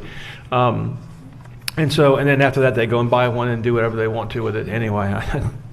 I think the key is where we're moving forward is we have to have some leverage. I think that those successful programs throughout the country have one or two vendors. So other vendors are not allowed to serve in the area, and in exchange, what happens is you end up with the businesses being able to provide a level of enforcement on their own rules, and we would require that as well. We're getting better at tracking it. I think that's great. I appreciate Tanya and your staff doing that. And I think we're getting faster at tracking it as well.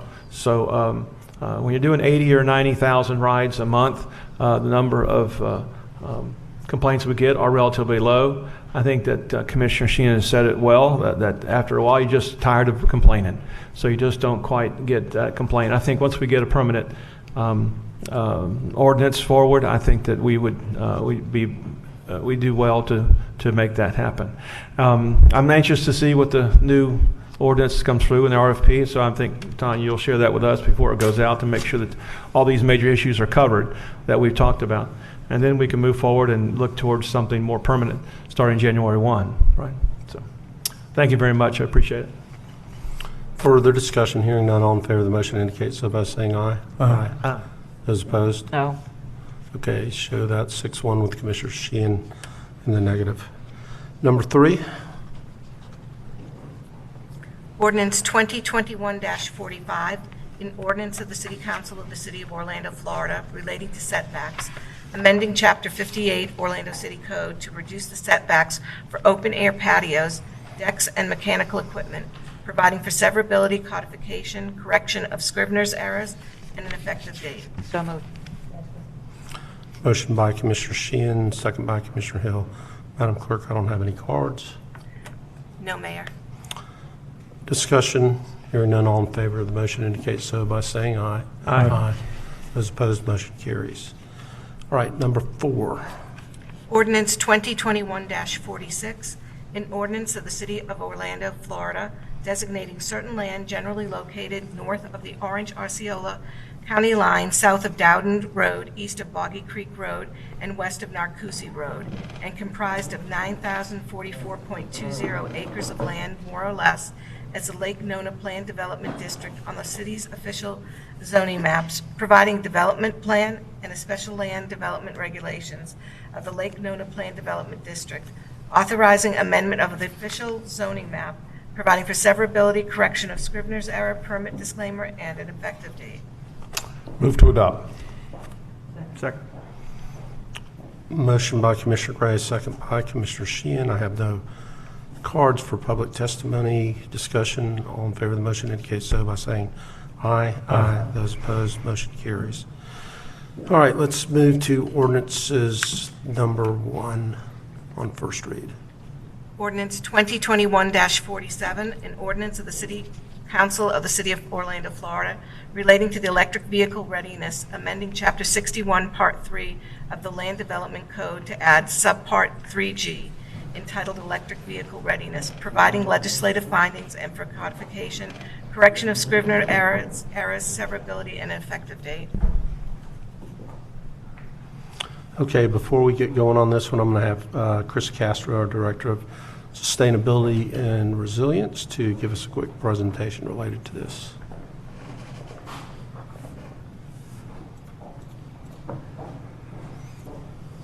Okay.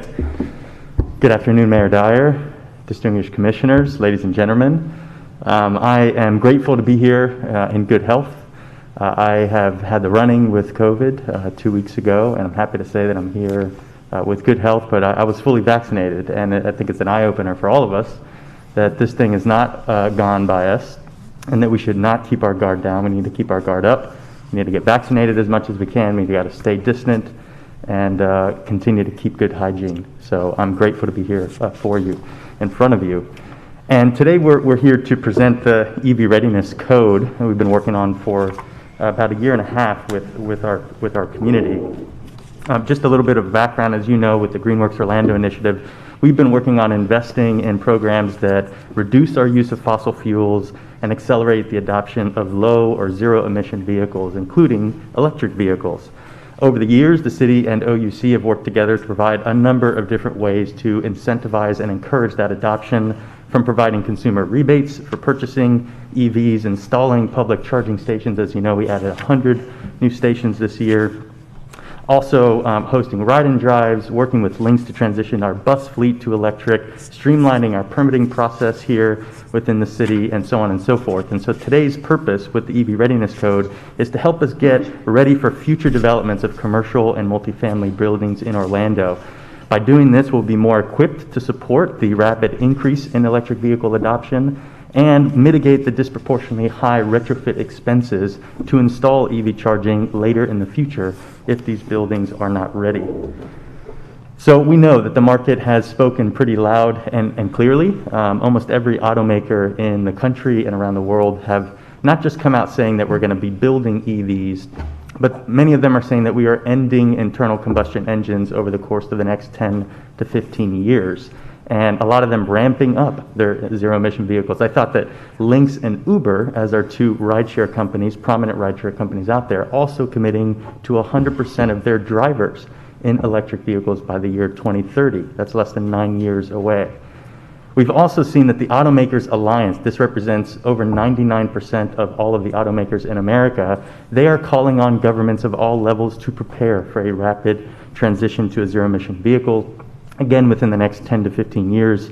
You can see in this letter here a couple of really important points. One, it says, quote, installing charging is a straightforward prospect for those who own their own homes or have dedicated off-street parking in garages or driveways, but policymakers will need to carefully consider the tens of millions of Americans who rent or live in multi-unit dwellings. And it goes on further down there in bold to say that numerous studies have shown that the cost to retrofit a home or a business with EV equipment is several times more expensive than installing it during construction. So designing EV-ready building codes must be a part of the answer.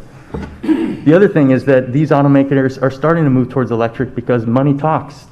And at the end of the day, they're quickly becoming the most cost-effective vehicle solution around, thank goodness. Obviously, we can't continue to use fossil fuels and emit carbon pollution and expect to have a habitable future in the habitable future. So we've been seeing a drastic decline in battery cost. Range of these electric vehicles is growing rapidly.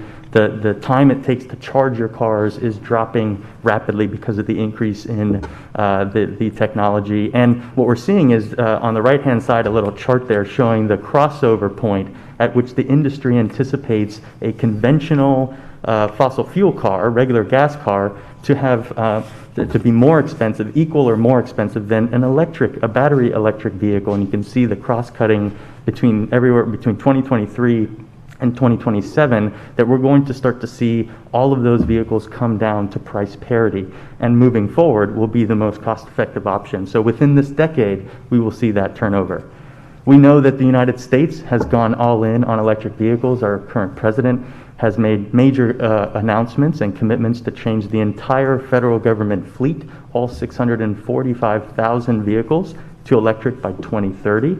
In addition, he's charging us to install over 550,000 EV charging stations across America, reinstating the federal investment tax credit for EVs, and incentivizing manufacturing to retool and retrain our workforce for a cleaner future. And it's not just the federal government. Even our own state government has moved forward with endorsing and encouraging electric vehicles. In fact, they have a state statute, several in fact, that they've passed on EVs, trying to encourage electric, and they even say, quote, electric vehicles conserves and protects the state's environmental resources. It provides significant economic savings to drivers and serves as an important public interest. In 2018, Florida also passed a right to charge law, which requires that condo and apartment owners, this is existing condo and apartment owners, allow their residents to install EV charging. Before there was challenges where those apartment owners were not allowing them to install that equipment, and now we are a right to charge state. We're one of 5 in America.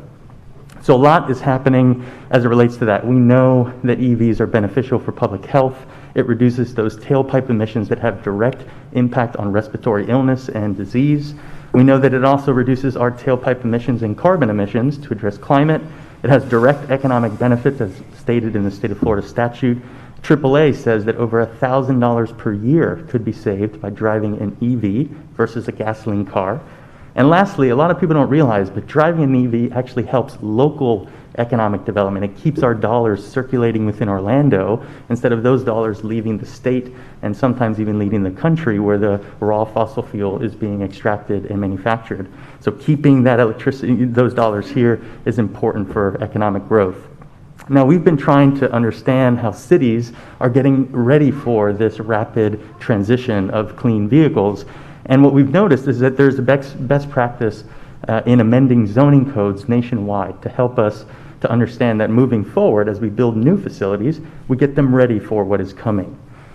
The state of Florida has a new master plan that's coming out. The draft has been published. And in that master plan, the electric vehicle master plan, FDOT also has a specific strategy there for government, and that is to provide guidance and best practices to local jurisdictions in developing building and zoning codes to incorporate EV supply equipment, or EVSE. So the state's master plan is coming out saying, hey governments, even in Florida, we need to start to get ready for this. Fun fact, Florida is second for the most registered EVs now in the country, and after California. So we're seeing that even our state is rapidly growing in the adoption. Now, the Florida Building Code often regulates these codes, and it's important to note that the Florida Building Code already requires level 1 EV readiness for all single-family homes. That is, if you have a garage, either attached or detached. So essentially, level 1 is just your 120-volt outlet. It's like your toaster plug. Your level 2 is like your dryer outlet. It's that NEMA 1450 socket. And your level 3 is the super rapid fast chargers. And what we're talking about today is our level 2. But it's important to note that level 1 is already required in single family, but it does not. This code does not cover multifamily or commercial construction, hence what we're bringing forward today. So we started this process of engaging our stakeholders. I do want to recognize Lee and the Apartment Association of Greater Orlando, who was the first contact we made, and he quickly assembled the Greater Orlando Builders Association, Apartment Association, NAIOP, BOMA, many of the representatives who are here, and we really appreciate the input and the feedback. Over the course of this last year and a half, we've held public workshops, even went to the Affordable Housing Committee twice, and of course our most recent Municipal Planning Board approval in last month, June 15th. So the purposes of today's policy is really trying to, again, meet existing demand with EV installed requirements, and then future-proof these parking spaces to meet the future growth of electric vehicles. So you'll see that there's components called EVSE installed at 2% and EV capable at 20% and 10% respectively, and we'll get into that really quickly. This gives you a little visual of what that means. That means EVSE installed means you have an installed charging station, right? And EV capable simply means that you have dedicated electrical panel capacity with dedicated branch circuit, empty raceway conduit or empty piping to get to the future parking spaces, so that later down the line, when we start to see more EVs come, you can more easily add a breaker into that panel, run the wire through that empty pipe, and be able to hardwire and land a charger at much more cost effectively, and we'll talk about that here shortly. So this is where we started. When we were engaging our community, we were thinking about matching what the city of Atlanta, Boca Raton, St. Petersburg have already done, and that is to require, as you can see, EV readiness, which includes the wire and the socket, 40 amps per parking space, and you can see that we thought 20% across the board for multifamily, for commercial, and even industrial. We're looking at industrial would be at 10% is what the original thought was. This would only apply to new projects, so new construction, and substantial enlargements. And within our code, substantial enlargements is adding 25% or more square footage to your existing building, which then triggers additional code requirements. So we started going through, and we realized, first and foremost, the single family requirement we eliminated. That's already within the Florida Building Code. There's no need to incorporate that within our policy. Secondly, we moved from EV readiness to EV capable, which was a big change because EV readiness required the wire and the socket for those 20% of parking. And instead, what we heard from the developers is that that wire and that socket may sit there vacant for 3, 4, 5 years, and instead it may be better for us to just wait and run that wire when the time is right. The other thing we heard is most of these chargers are not plugged into a socket.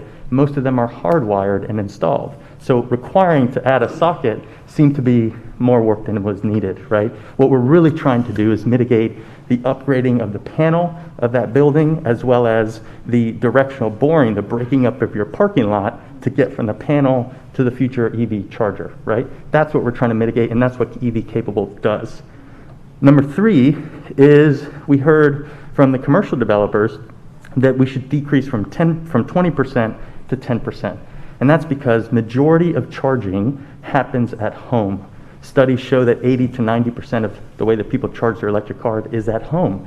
And we do need destination charging for people at work, but we felt that the need was much less than what we needed in the residential market at home. So you could see we moved from 20% to 10%. Number 4, we went to the Affordable Housing Committee, and they were okay with the 20% capable, because one of the things they did not want to do is create another digital divide problem. Right? At the end of the day, if we keep affordable housing off the map and we continue to develop this for more affluent communities, when EVs do cross over here in this decade, those that want to get into them are more burdened, right? Cost prohibitive to get in. So we decided to not require the 2% installed, but to still include the 20% capable, because we know that that's coming. In addition, and I think this is one of the biggest changes, is most cities, in fact, all cities across the country that have this policy require 40 amps for every parking space. I know this is getting kind of technical, 40 amps for every parking space. In the discussions, we realized that there is power sharing capabilities of these chargers today, meaning if you have 2 cars plugged in at the same time, those cars can share power depending on the state of charge of one car versus another, right? So the car that's 20% full versus 80% full, it's going to get more power to help it charge quicker. So instead of having 40 amps per space, we said, well, why don't we cut it in half and require 40 amps for every 2 spaces? That essentially cuts this whole policy in half and only requires, again, 40 amps for every 2 spaces and 1 raceway conduit for every 2 spaces. The last thing is that we wanted to clarify that this only applies to new parking only. So if we have an existing hotel and they add a new tower and it requires 25% or more square foot, right? And that requires them to get more parking, this policy would only require the new parking that's now required to be EV capable, not go back to the existing parking spaces. So that gives you a little overview. I think it's important to realize what is not required. One is that obviously changes in use and substantial improvements in existing buildings are not required to comply with this policy. In addition, the location of where these chargers go is not dictated within this policy, so those developers can choose wherever they want to put those around. The EV installed spaces are included within the parking minimum requirements, so they're not additional parking spaces they need to have. And lastly, the management requirements. So these chargers today can be free. They can be offered by the apartment complex for free. They could charge for using them. They can add on top of the power. They can add more cost to the power so that they can recoup their funds. Ultimately, this policy doesn't dictate how to manage those chargers, just that they're available. So this is all about, again, avoiding cost of new construction versus retrofits. A lot of studies show between 75% or so compared to the cost of retrofit if you did it up front. So that's a big deal.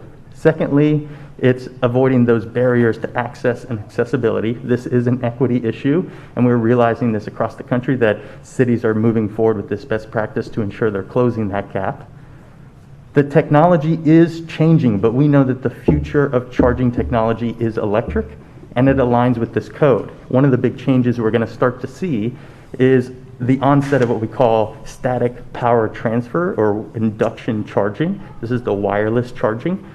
And ultimately, in order to have a wireless charger at your complex, you have to put one of those plates, one of those induction plates on top of the parking space. Well, either way, you have to bring power to that plate in order for you to charge that car. So by us requiring that they have the capable of the electrical panel capability, as well as that conduit running to that future space, it still is essentially compatible with what's coming, what we know is already coming. And lastly is incentives and rebates. There is a lot out there already for developers to tap into to offset this cost.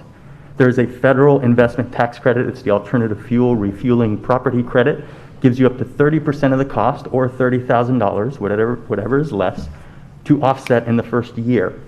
In addition, we earlier this year moved forward with a green building incentive program. This provides a property tax rebate to buildings that achieve LEED Silver, Gold, or Platinum or above, right? Well, EV charging in this specific requirement is part of getting points to become LEED certified. So if your whole building becomes LEED, well, guess what? That component will be offset plus the other improvements to get your building to LEED, right? Third is the PACE program. We do have commercial PACE that allows you, the developer, to essentially take this off of their capital expenditure, use PACE financing to do these EV upgrades, and then essentially pay that back on the property tax roll over an amortized term. And you can be flexible on that term from 5 to 20 years. Obviously, that moves it from CapEx to OpEx, and that's an important program. And lastly is the OUC Charge It and Own It program. And I do, in the audience, we have Kevin Noonan here with us at OUC. And one important thing is that we've worked with OUC to develop a program that helps to offset this completely upfront, right? Same type of thing with PACE, where OUC will land the equipment, they'll land the charger, they'll even do the make-ready components, and then charge the utility, or charge the building on the utility bill over a 5 to 7 year term. So essentially, again, taking the CapEx, moving it to OpEx, and paying over time. I just want to close by really thanking, again, all of those who have been engaged in this process. We've had a tremendous amount of work being done by city staff in economic development, in planning, city attorney's office, and many, many others, and just really appreciate everybody's hard work in trying to bring this forward. With that, Mayor, I'll turn it back to you. Okay, Chris, I think there's going to be a couple questions, but I want to thank you for the thoughtfulness surrounding this and all of the outreach and taking input from various stakeholders, and then the thoughtful modifications from where we started to what you're presenting today. I think that's really well done and good staff work by a lot of people to listen and then make modifications. Commissioner Hill. Thank you, Mayor. Thank you, Mayor, and I echo those sentiments. Thank you, Chris, and your team and city staff for your leadership in this space and leading the way, and the community partners for your volunteerism and your voices. There is, I guess, and I understand why, and regarding not requiring those with existing buildings to come up to the new ordinance, and just our newer buildings. But I guess when it does come to equity, we're still having a tough time with developers and landlords in our urban core even bringing their properties to current standards when it comes to energy efficiency, right, and utility bills. And so when we start thinking about eventually gasoline automobiles being phased out at some point in the next 10 to 15 years, and not having these amenities at some of the older buildings where they still will be living, and not putting some type of mandate in place, it's going to create some type of equity gap for them to be able to charge their vehicles and have to go to Lake Nona, or there's so many community centers they can line up at to get a charge. So, I mean, that's a good point, Commissioner. I don't know what are we going to do about that. Have we thought about that? There's something has to be put in place for those developers of older buildings, for them just to unfortunately do the right thing that's equitable and fair. I appreciate that, Commissioner. And yeah, we have been thinking through that. How do we go back to the existing properties, because they're not covered in this policy? How do we help them come up to, basically modernize and their infrastructure? And, part of the reason for exploring this in the first place is because we've been getting contacted by residents in downtown apartment complexes who now have been getting into electric vehicles, and they're having a really tough time getting EV charging in place. So we've been thinking about a couple things. One is we're going to continue to work with OUC on expanding public EV charging. You know that we've added 100 of those equitably distributed in all commissioner districts on purpose, so that we know that as this technology becomes more affordable, everybody has access to charge their vehicles. We're also working on America's largest non-Tesla fast charging hub in downtown Orlando, right on Robinson, in between Huey and Orange. This is going to be a massive place for people to come and be able to charge their vehicles, rapidly, which is helpful. And then lastly, we are looking at how the federal infrastructure dollars, the bipartisan bill that's being discussed, we know that electric vehicle charging infrastructure is going to be tied to that. There is going to be dollars. And we are exploring how to create basically a rebate program for EV charging, so that even existing properties can offset a certain percentage of that cost with a rebate that the city could provide. So we are looking to create an earmark to be able to allocate some of those dollars to the program. Well, some of our landlords, even with I can get the downtown core, which is part of my district, but when I start talking about the western core, we have some issues even with landlords getting rental assistance funding that we have for their tenants to catch up with rent arrearage. So, if we don't put something in space, there's just so much we can do in the downtown and the eastern core and cross I-4. Yes, ma'am. But there's going to have to be, and unfortunately, some demand on our western core of these existing buildings, because eventually, they're going to be in a divide themselves. The electrical cars are going to be on the west side of Orlando, because that's going to be the only option. And it's just so many scooters and bicycles, man, that we're going to be able to get on.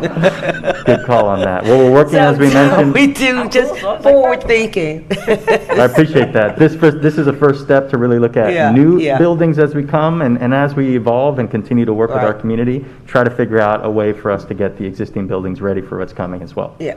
Thank you, Chris, thank you for your points. Great job. Thank you, ma'am. Commissioner Stewart. Great. Thank you, Chris. Pleasure. I appreciate the fact that you've worked with us and worked with the community to kind of make this a little bit more practical. Let me ask you a little bit about incentives, because I think that's one of the challenges that have been raised to me is what's the role of incentives? How can we put those in? So I understand the incentives are actually doing EV ready versus EV compatible. So have we thought about incentives for the compatibility portion? Have we thought about a discount to the impact fee, or a discount to the parking fee, some way to help offset the cost there? I mean, I understand that if I wanted to put something there, that I could get to OUC or get to somebody and they'd help offset that cost. But I'm going to have 18 more of these running down my in my parking lot. Have we thought about how we could offset that cost some way?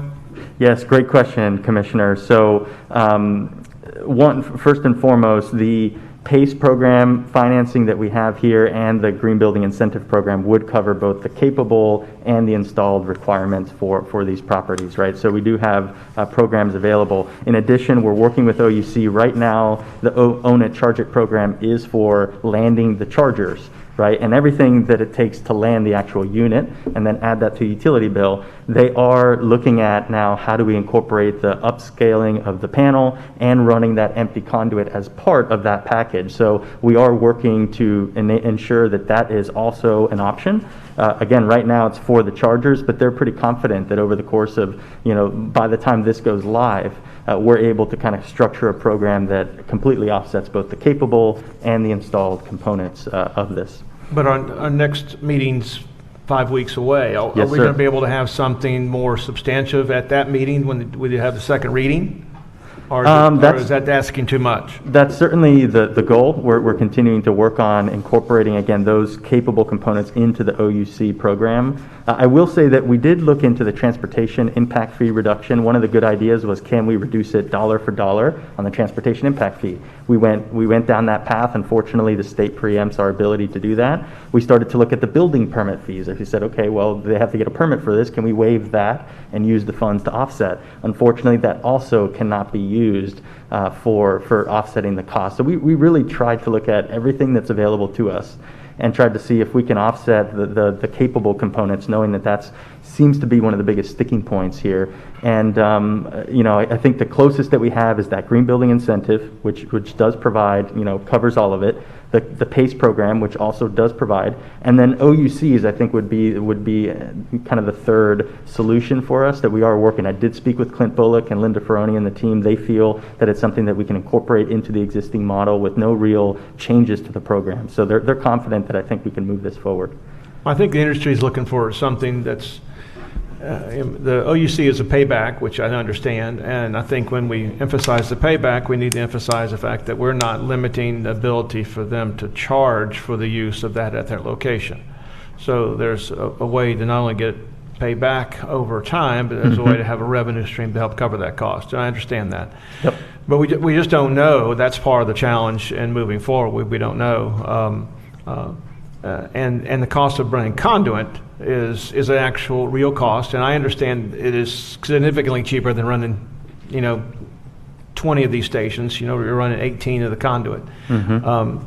But there's a way we can find a better way to help incentivize that, at least almost as if to say, can we do it over do a pilot program for the incentive? So we do pilots for the first year, pilots for the first 2 years, just as the incentive. Keep the ordinance the same, but provide the incentives so that those who are going to do something early we can help offset some of those costs. I'd like to work with you on trying to make that happen. Thank you, Commissioner. Commissioner Ortiz. Any electric vehicles down there in Ecuador, Commissioner? Thank you. Yeah, I've seen a few. You know that I'm your biggest fan, Chris. However, this time I have to sit down and analyze this a little further, and I've given some serious and long thoughts to this particular ordinance. Let me ask you a few questions about how many stations, EV stations, have we placed around our city parks and city community centers? Commissioner, right now we have about 130 or about 130 publicly available charging stations at city parks, neighborhood centers, public venues, and parking garages. In addition, with OUC support and the Charge Point America grant, there's a total of about 450 of these chargers around the city limits, and certainly over 600 in Orange County or county-wide. Is that including residential? That does not include the individuals who install chargers in their private residential homes or in apartment complexes. These are publicly available. These are chargers on public property per se. Publicly available. Do we have an idea about how many in the residential side? That's really difficult because people don't register those chargers, so I don't, unfortunately. I got you. All right, so this is my take on this. We're always finding in Tallahassee unfunded mandates. We hate that. We really hate for the legislature to bring down to us things that they tell us you need to do this, and then the money doesn't show up. Mm-hmm. And we struggle with that. And I do believe there's a great demand coming up about, people looking for the future. The F-150, the Ford F-150 is coming up next year. There's all these vehicles that are fantastic. And I've seen already a couple of gas stations are implementing this particular EV charging stations. Mm-hmm. Why do you find it so important for us to force through an ordinance these companies, private complex or whatnot, or new developments, to have these charging stations? Don't you believe the marketplace is going to create, based on the demand, is going to create the market for these stations, and it's gonna set itself off, and it's gonna handle itself. Why do we have to do this? Why do we have to get involved on pushing people to build this, and then with such parameters, the 10 and the 20%, creating more of an expense to a bunch of these developers, and in certain ways also hampering some of the businesses from really developing, having the extra monies to develop as they wish. Commissioner, I appreciate your point about the market, and we do understand that at this point in time, the market has spoken pretty clearly. Our automakers are coming out, to tell governments to start getting ready for this technology. And I think one of the challenges is, we could end up, running into a situation similar to what we deal with affordable housing right now, where if we don't get ahead of this, we're going to be trying to catch up to thousands of units that we need to install to support the growth of electric vehicles. Orlando is a global city. People come here. We even have an EV rental car program for people to come here and be able to reliably charge. CFHLA was a major partner of us in trying to get that program up and running and ensuring that we had ubiquitous charging around. And that was at the beginning when we had maybe 2 or 3 types of EVs available for people to use. Today there's dozens of them, and more are coming. And if, the challenge is that if we don't get ahead of this, our community will pay. We will pay the higher expense to get ready for this technology. And we feel that knowing that if you can do this upon construction, offset some with the property tax credits and some of these incentive programs, and be able to get these properties ready for the onset of EVs, that's going to be the most cost-effective way forward for our community.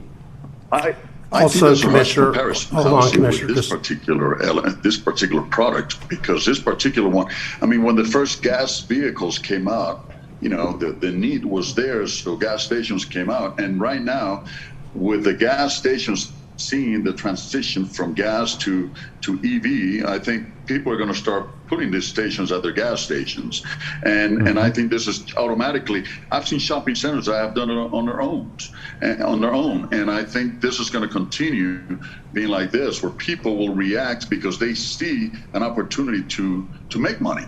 This is just, as I said, is a marketplace, and I just find, in this particular instance, us interrupting a little bit the way of regular marketplace and capitalism. I think we should let this run on its own. I think it's happening already. We've seen stations all over the place. We ourselves, we're putting, you said, over 100 and something of them all over our parks. So I think the market is going to will be booming with all these EV stations. So I don't see the need for us to force people to create these stations. I don't know. Maybe I'm Commissioner, another public interest that we have. Power is the cheapest when it is used overnight, when everybody's not at the peak. So we should want to encourage people to charge residentially overnight rather than charge in the middle of the day when power consumption's at its highest. Yeah, no, that was an important point, Mayor. We're trying to flatten the curve for our power grid as well. And part of that, in order to be most cost effective for all ratepayers, and shifting those load of charging to at night is something that OUC is already working on through time of use rates. So they're lowering rates at night to encourage people to charge at night, so that my vehicle is cheaper to go, as well as flattening that curve. So that's an important point. And Commissioner Ortiz, I do understand your point on that. The challenge is, the behaviors of driving a fossil fuel car versus driving an EV are they're different, and you'll see that as this transition happens. People, again, 80 to 90% of the time are charging at home, and we're seeing challenges with people already in EVs not having that infrastructure. Chris. Yes, sir. In order for us to flatten that curve, what we're also going to need to do eventually is also let people get off the grid totally, if they have their way of doing so. But that's another conversation. That's a good, yes, sir. But this particular one, I'm just concerned. I think we're pushing a little too hard, and I think this is something that is going to happen on its own anyhow. But I still, admire where we're heading with this, and I really hope that it comes to a point where we can just be totally independent from gas fuels, and from all these other sources of energy, and we can go clean energy, totally and completely. So thank you, Commissioner. that's what I said. Again, part of this policy is trying to meet current demand today with that 2% growth. In fact, the first quarter of this year, Florida saw a growth of over 7% of new vehicle sales being electric. And so we've been talking about 2%. Well, Kelley Blue Book just comes out with a report and an analysis on their registrations, 7.3% in the state of Florida. And you better believe that Orlando is different than Escambia County when it comes to EV adoption, right? We're a hot spot here for progressive, sustainable ideals, thanks to your leadership on that. And we're seeing business development and economic development as a result. We want to make sure that our city is loud and clear, that we're ready for this transition away from dirty, polluting fossil fuels towards clean energy. And this is a best practice step to do that. I agree with you, Chris. I just have a problem with an unfunded mandate. Philosophically, I have a problem with an unfunded mandate, forcing these people to having to build that. If somebody doesn't want to have one of those stations, why are we telling them you have to have it because you have developed, let's say, an apartment or have done this or that, you know? Well, we do have a lot of good financial incentives to help offset that cost, and we're going to continue to explore ways to, again, use some of the infrastructure dollars to maybe even add on top of those incentives. But we know this is good for the property. It makes the properties more competitive. And at the end of the day, we know that this technology is going to be, we need to lay the foundation and get ready for what is coming. This is one of those best practices to do that. Okay, I've still got Commissioner Burns and Commissioner Gray, and I'll remind you, this was the question portion of the program versus the discussion or debate. And we do have 17 people that want to testify, so Commissioner Burns. Yes, Chris, thank you and your team for your work, and I really appreciate receiving feedback from everyone and then making the adjustments that you've made. I just have one question. You mentioned the state of Florida's right to charge. Yes, sir. Now, and so who shoulders that financial responsibility? Is it the condo owners, or the actual individual owners of the condos, or who's responsible for that? It's the responsibility is on the driver.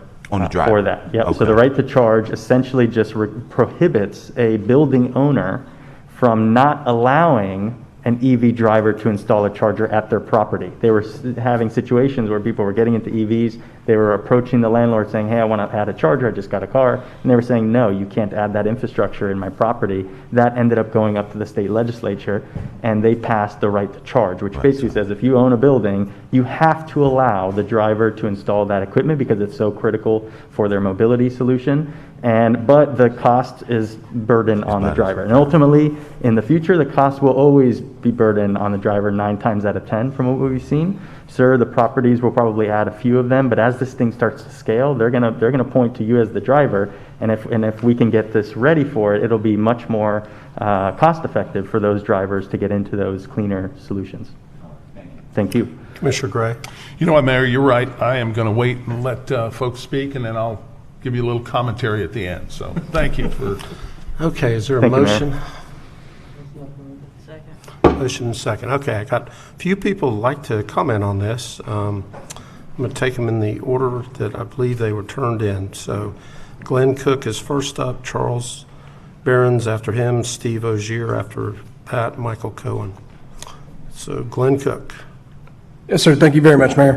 My name is Glenn Cook, 6658 Lake Pembroke Place, Orlando, Florida, 32829. I'm the owner and founder of EV Transports. We've been doing research here in the Orlando area for the last 3 years with electric vehicles. We've transitioned from electric to fossil fuel vehicles for work for hire. We started off with rideshare. And one of the number one things that we have found with the commercial aspect of EVs in the rideshare industry is lack of charging infrastructure. One of the things we've also worked on very tightly with the city is the Department of Sustainability is trying to see about how we would go about getting more charging infrastructure here for rideshare as well as private owners. We do understand that the electric vehicles over the last year over year, has risen about 93% in the United States alone. Florida ranks number 2 of new registrations for electric vehicles in the entire United States, second only to California. So by promoting new EV code readiness here in Orlando, we can continue to be the leaders in our industry for this EV readiness. I will also say that the City of Orlando this past year even endorsed new types of form factor EV ready vehicles, which is known as the Autocycle. It was piloted here in the City of Orlando with Arcimoto.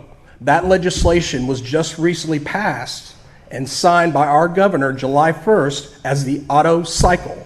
It's a new form factor type of vehicle that is 2/3 less the size of a normal automobile. And it's also 2/3 more cost effective to be able to operate, also for lower income housing areas. We can utilize these vehicles for ride share. We can also not tie it into the grid by types of charging infrastructure utilized by Beam Corporation. I would also encourage the city to continue the pilot to be able to produce these types of charging infrastructure not tied into the grid, smaller form factor vehicles that can also benefit lower income housing areas, utilizing 2/3 less parking spaces as well. So it becomes a win-win all around. We still get to continue to be thought leaders, EV forerunners. I've also been asked to speak at the SASHTO conference at Hilton Bonnet Creek at the beginning of August. Also going to be speaking at, and that's all for 15 departments of transportation throughout the entire Southeast, talking about the Autocycle, how it can transform communities. We just need to think a little bit more outside the box. Also going to be talking to the International Association of Transportation Regulators. That's going to be in October, introducing the Autocycle. And also, just because of Orlando having enough forethought and bringing the Autocycle to light, we can bring that to the entire world, and Orlando being the center focus. Thank you. Thank you. Charles Behrens, and then Steve Ozier, Michael Cohen. Good afternoon. I'm Charlie Behrens, 1500 Mount Vernon Street, Orlando. I'm an active community member of the Colonial Town South neighborhood in Commissioner Sheehan's District 4. Very happy birthday, Patty. I want to underline 2 points. One, the urgency of this decision, and 2, the resiliency that it will bring to the city. I just retired as a senior engineer at IBM. For the last 10 years, I've been working on IBM's patents. And if there's one thing that has taught me, it's that technical change comes quick. Electric vehicles are coming, and they're coming fast. We need to be ready for them sooner than you may think. Right now, we're at the tiny little starting point of an exponential curve. We're at the time when it looks like not much is happening very fast. But humans aren't very good at perceiving exponential change. Fortunately, folks in government tend to do a little better. You all know that now is the time to get ahead of this and get these codes in place. You've probably already heard that vehicle manufacturers, I think Chris talked about this a bit, are going to stop making fossil fuel vehicles and switch over to EVs. The first couple of these manufacturers are stopping in 2025. Ford is committing $22 billion to EVs by 2025. That's 4 years away, 2025. 4 years. I'm still reeling from the Pulse and Plaza shootings, and those were 5 years ago. This is 4 years. 4 years ago, Hurricane Irma, we're still dealing with Hurricane Irma's damage. 4 years is really fast. And Hurricane Irma leads me to my other point, and that's resiliency. Hurricane Irma knocked out the power in our neighborhood, and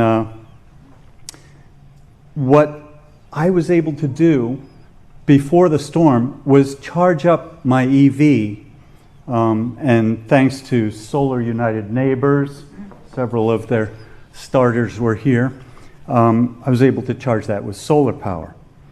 And the beauty of that was that we had power in our house We were able to run the refrigerator, the TV, the lights, fans, everything except for the whole house AC right off our car.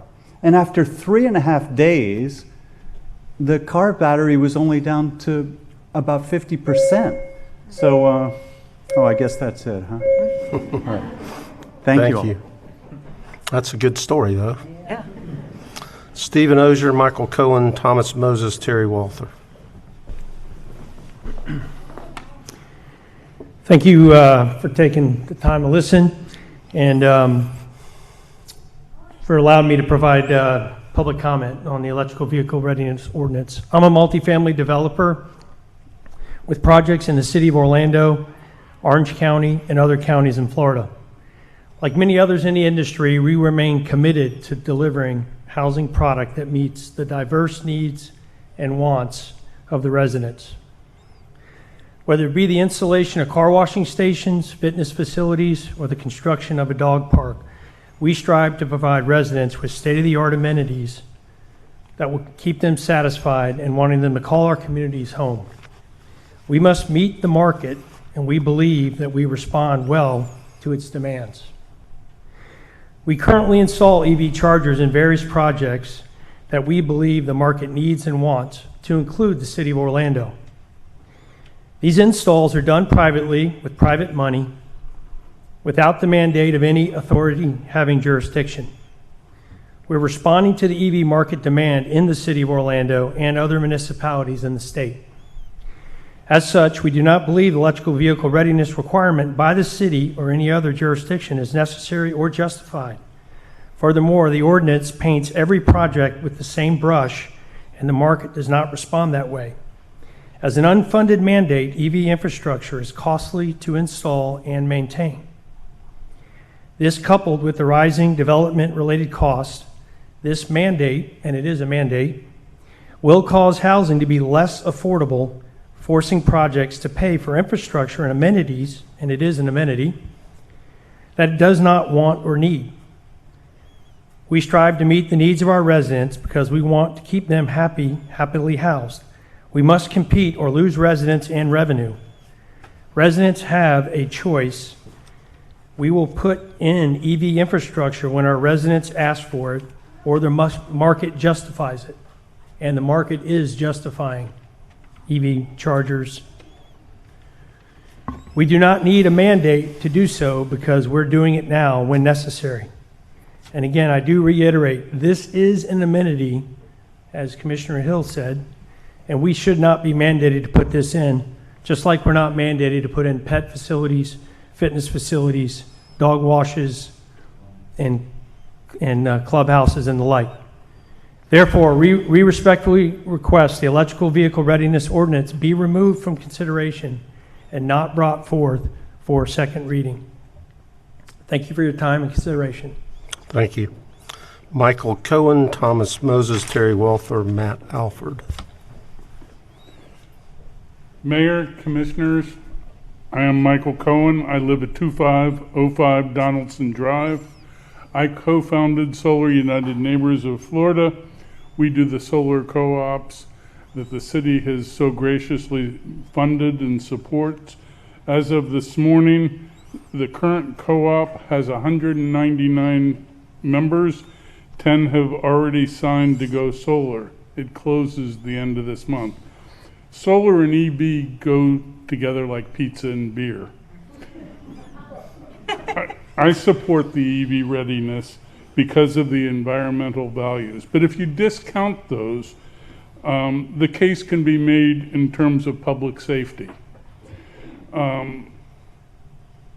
Not being able to charge your EV could lead to violence.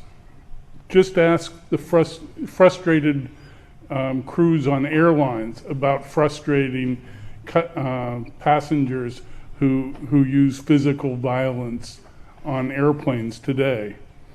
It's true that the penetration is low. Apple iPhone came out in 2007, 14 years ago. Bet you wouldn't trade your phone for a flip phone again. The market penetration will increase I'm a retired marketing guy. And if I were trying to sell EVs, I'd get the rental car companies to market or to buy these. And so the hotels would need them. And then when they're done with them, they'd put them on the used car market where the young adults living in multifamily housing are going to buy them as used cars. And Commissioner Ortiz said, why not wait? I wouldn't do that. Just-in-time delivery means all parts for manufacturing and sales are delivered just in time. There won't be warehouses full of charging stations waiting for us to need them. So if you understand just-in-time delivery, you're going to remember medical masks of a year ago, toilet paper, Texas power grid, gas supply in Georgia and the Carolinas when Colonial Pipeline shut down, and microchips that are shutting down the auto industry. We don't know the date of the EV penetration, but we need to do this now. There will be no warehouses for equipment. It's your job to plan for Orlando's future. You will be a hero when CNN reports that another city in the U.S. is paralyzed by violence because people are waiting for the ability to charge their cars. Thank you. Thank you. Thomas Moses, Terry Walther, Matt Alford, Barbara Lanning.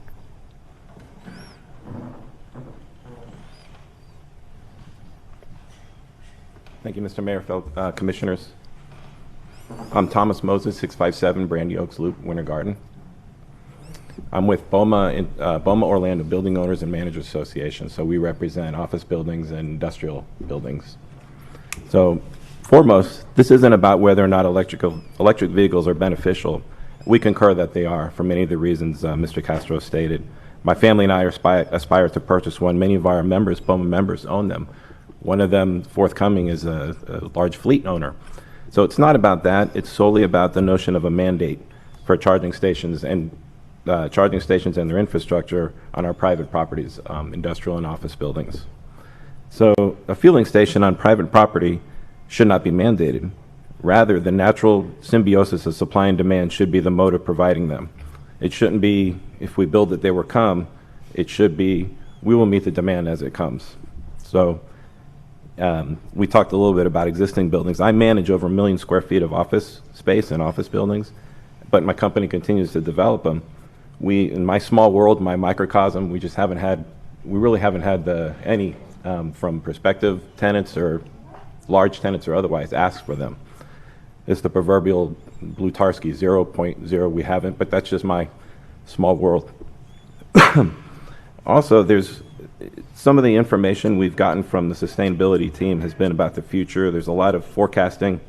Some of the information said specifically from the Florida Department of Agriculture and Consumer Services says, quote unquote, there are enough level 2 charging stations throughout the state to already meet the infrastructure needs for the next 10 years. So that contradicts, we know it's coming, but some of the information about some of the timeframes are contradicting. So I think the council should give pause based on that and do a little deeper dive into some of the forecasting.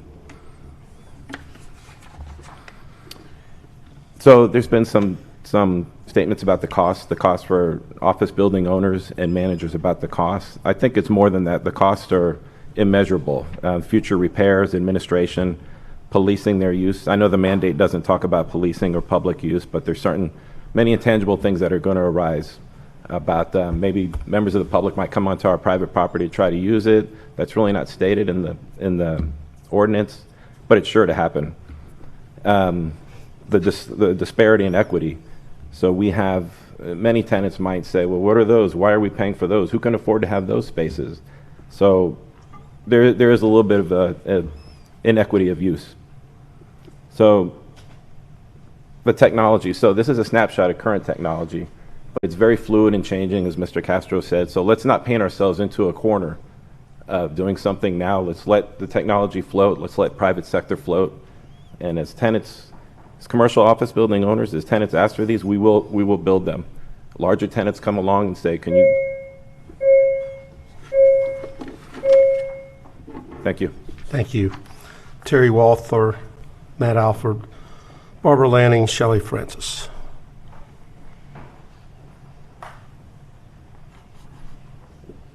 Hi, good afternoon. I'm Terry Walther. My address is 556 Tall Oaks Terrace, which actually is Longwood, but I've had the privilege of managing in Orlando on numerous occasions.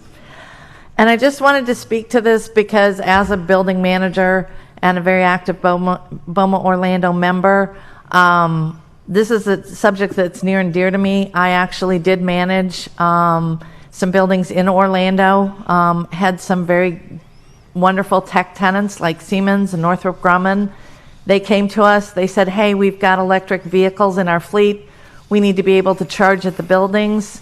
The owner was like, do it. I don't know where the numbers were that were quoted in the presentation, but I can tell you from the installations I did, they were very cost effective, relatively easy. It was not a big deal that we were existing buildings that were at that point 15 years old. We were able to get them done in a very easy fashion, not disruptive to the tenants, not disruptive to the property in any way. And, you know, two stations which charged 4 vehicles was more than adequate for those buildings. I now manage buildings in Lake Mary. I see a number of electric cars on my property every day, and no one has asked for a charging station because most of these people are charging at home. They don't drive far enough that they need to charge at work, and so the charger at my building would go unused. If they came to me tomorrow, I'd have it in next week or the week after. I'm guessing, like so many other things with COVID, there's a shortage of chargers right now, so that could be impacted. But building owners do not want to not be the best in the neighborhood. We want to have the best amenities, and electric charging stations are just one of those things. So as they're needed, we will absolutely install them. And to just finish on the point where Thomas got a little bit cut off is the technology is changing daily. I don't disagree with, you know, it'd be nice to have it all set up so you can plug and play whatever the newest and greatest technology is. But if that connection becomes something different, if it needs less power, it needs more power, it needs the power vertical instead of sideways or wireless, we're better off waiting till we need it. And having been involved with real estate for over 30 years, trust me, developers are going to give their tenants, their customers, their clients what they need, and they're not going to ignore EV. Thank you. Thank you. Matt Alford, Barbara Lanning, Shelley Francis, Eric Rawlings. Good afternoon, Commissioners. Good afternoon, Mr. Mayor. And happy birthday, Commissioner Sheehan. I too like to embrace new things and new technologies. I actually brought a lapel pin you gave me at the Pride Parade a couple years ago, just to say happy birthday and let you know I was thinking about you. So all of that is just to say that I'd like to thank the city, and particularly Mr. Castro and Mr. Bullock and Mr. Noonan for their hard work on this. They did an incredible job in terms of putting in place a transparent process that tried their best to address some of the concerns that our partners in the development and real estate community have. I would be more than happy to work with them on some of the preemption issues so that we can do the offsets that would allow you to do this and minimize costs for yourselves. Charging stations are going to be extremely unlike any other amenity or any other thing you do for residents. Electricity is a commodity unlike any other. What you use on your property and at your development is going to impact the costs for everyone, for all consumers within the market and within OUC's service territory. So, I think that from ensuring an equitable future, we don't want to lock residents into legacy technologies that are going to be more expensive for them to own. They're going to have to pay the maintenance costs associated with thousands of moving parts in an internal combustion engine. They're going to be on the hook for buying fuel. So this is a really great way to kind of right-size that approach on the front end. And again, I would just like to thank the City of Orlando and Orlando Utilities Commission. They are members of Drive Electric Florida. We've worked with them on this and learned quite a bit. in terms of what we might do to mitigate some of the impacts to the developers on the front end. So looking forward to continue that dialogue and that process with anyone and everyone, and will make myself available after the meeting to chat if they'd like to. Thank you so much. Thank you. Thank you. Barbara Lanning, Shelley Francis, Eric Rawlings, Mary Dipboy.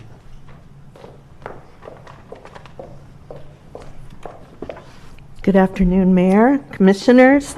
My name is Barbara Lanning, and my address is 2517 Harrison Avenue in Orlando. I'm the co-president of the League of Women Voters of Orange County, and I'm here to express the League's strong support for Orlando's Electric Vehicle Readiness Code. While the League is nonpartisan, we do study issues, develop a consensus, and adopt positions. For instance, among the positions that we support is the City of Orlando's 100% renewable energy by 2050 objective. In support of that position, one of our goals is to champion electric vehicle use and the policy in Orange County.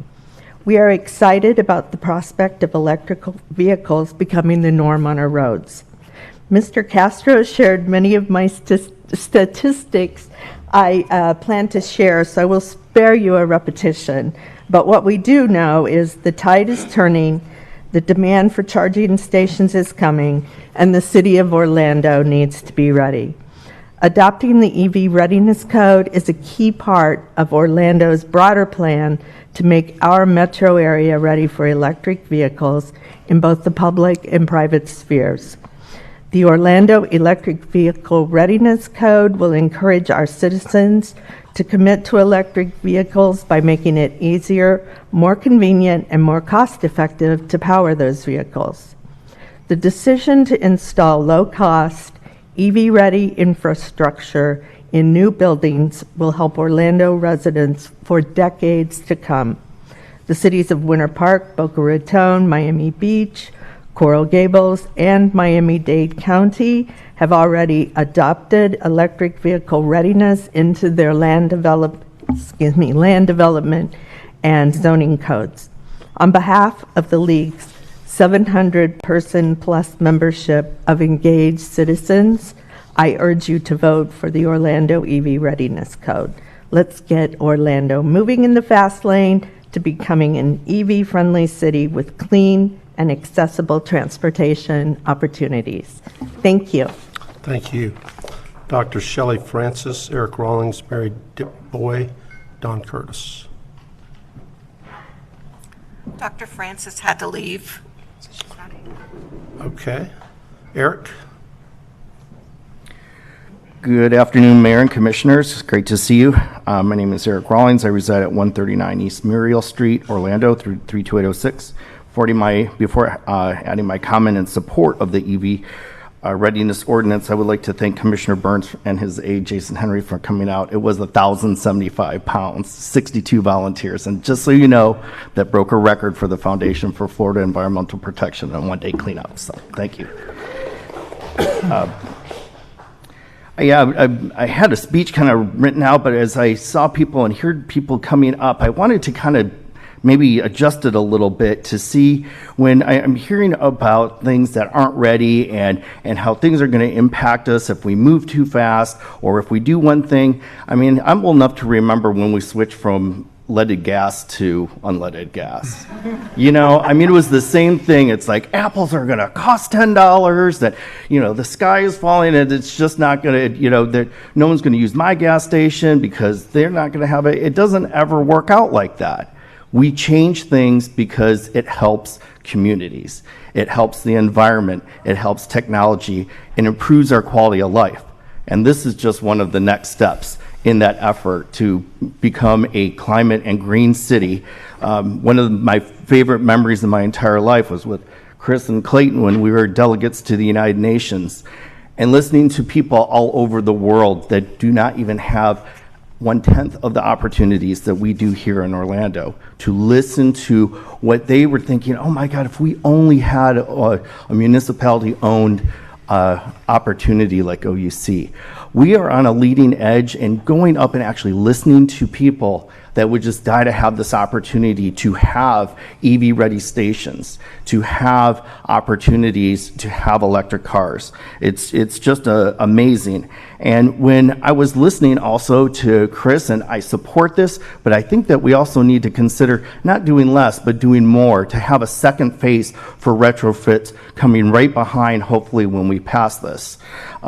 You know, being a real estate agent for 19 years, I heard about, you know, it'll adapt. Well, there are people that are adapting. I'm working with the Ginsbergs right now on Dunstan Groves. It's a new $70 million multifamily project that they're embracing the change. And they didn't ask if we could do EV, what are the best EV chargers that people would want to use? Which ones are really fast? Which are the ones that if we put enough in, that's going to cover those hundreds of units that, you know, was mentioned by Matt, that people aren't going to argue about. So, and yeah, you know what, you're probably not using it at your office. If you use it at your house, whether that's an apartment building, a condo building, or a single family home. And with 5 seconds left, I'm waiting on my Tesla and I already have my charger on the wall. So thank you. Eric, you're not alone. I had to get a rental car. My grandson just turned 9. He said, "Are you getting a Tesla, Nana?" So they're 9 years old, so the urgency now is here. Okay, Mary Dipboy. And then Don Curtis after that. Mayor and Commissioners, my name is Mary DuBois. I live at 938 Gulfside Drive in Winter Park. My husband and I own a Bolt, and Bolt, and we've been enjoying peppy and quiet drives and eliminating a lot of major repairs that come with gas cars and the convenience of at-home charging. And I'm hoping that you all, if you haven't already enjoyed all those things, maybe soon you will, because you'll be an EV owner, I think probably within the next 5 years, I bet. While I serve on the Utility Board, Advisory Board for Winter Park, I'm not here today to represent them. I'm here as a private citizen. As you may know, the Winter Park Commission passed their own EV readiness ordinance on March 11th, very similar to what you're looking at today. When I asked Commissioner Weaver, okay, why did you vote for that?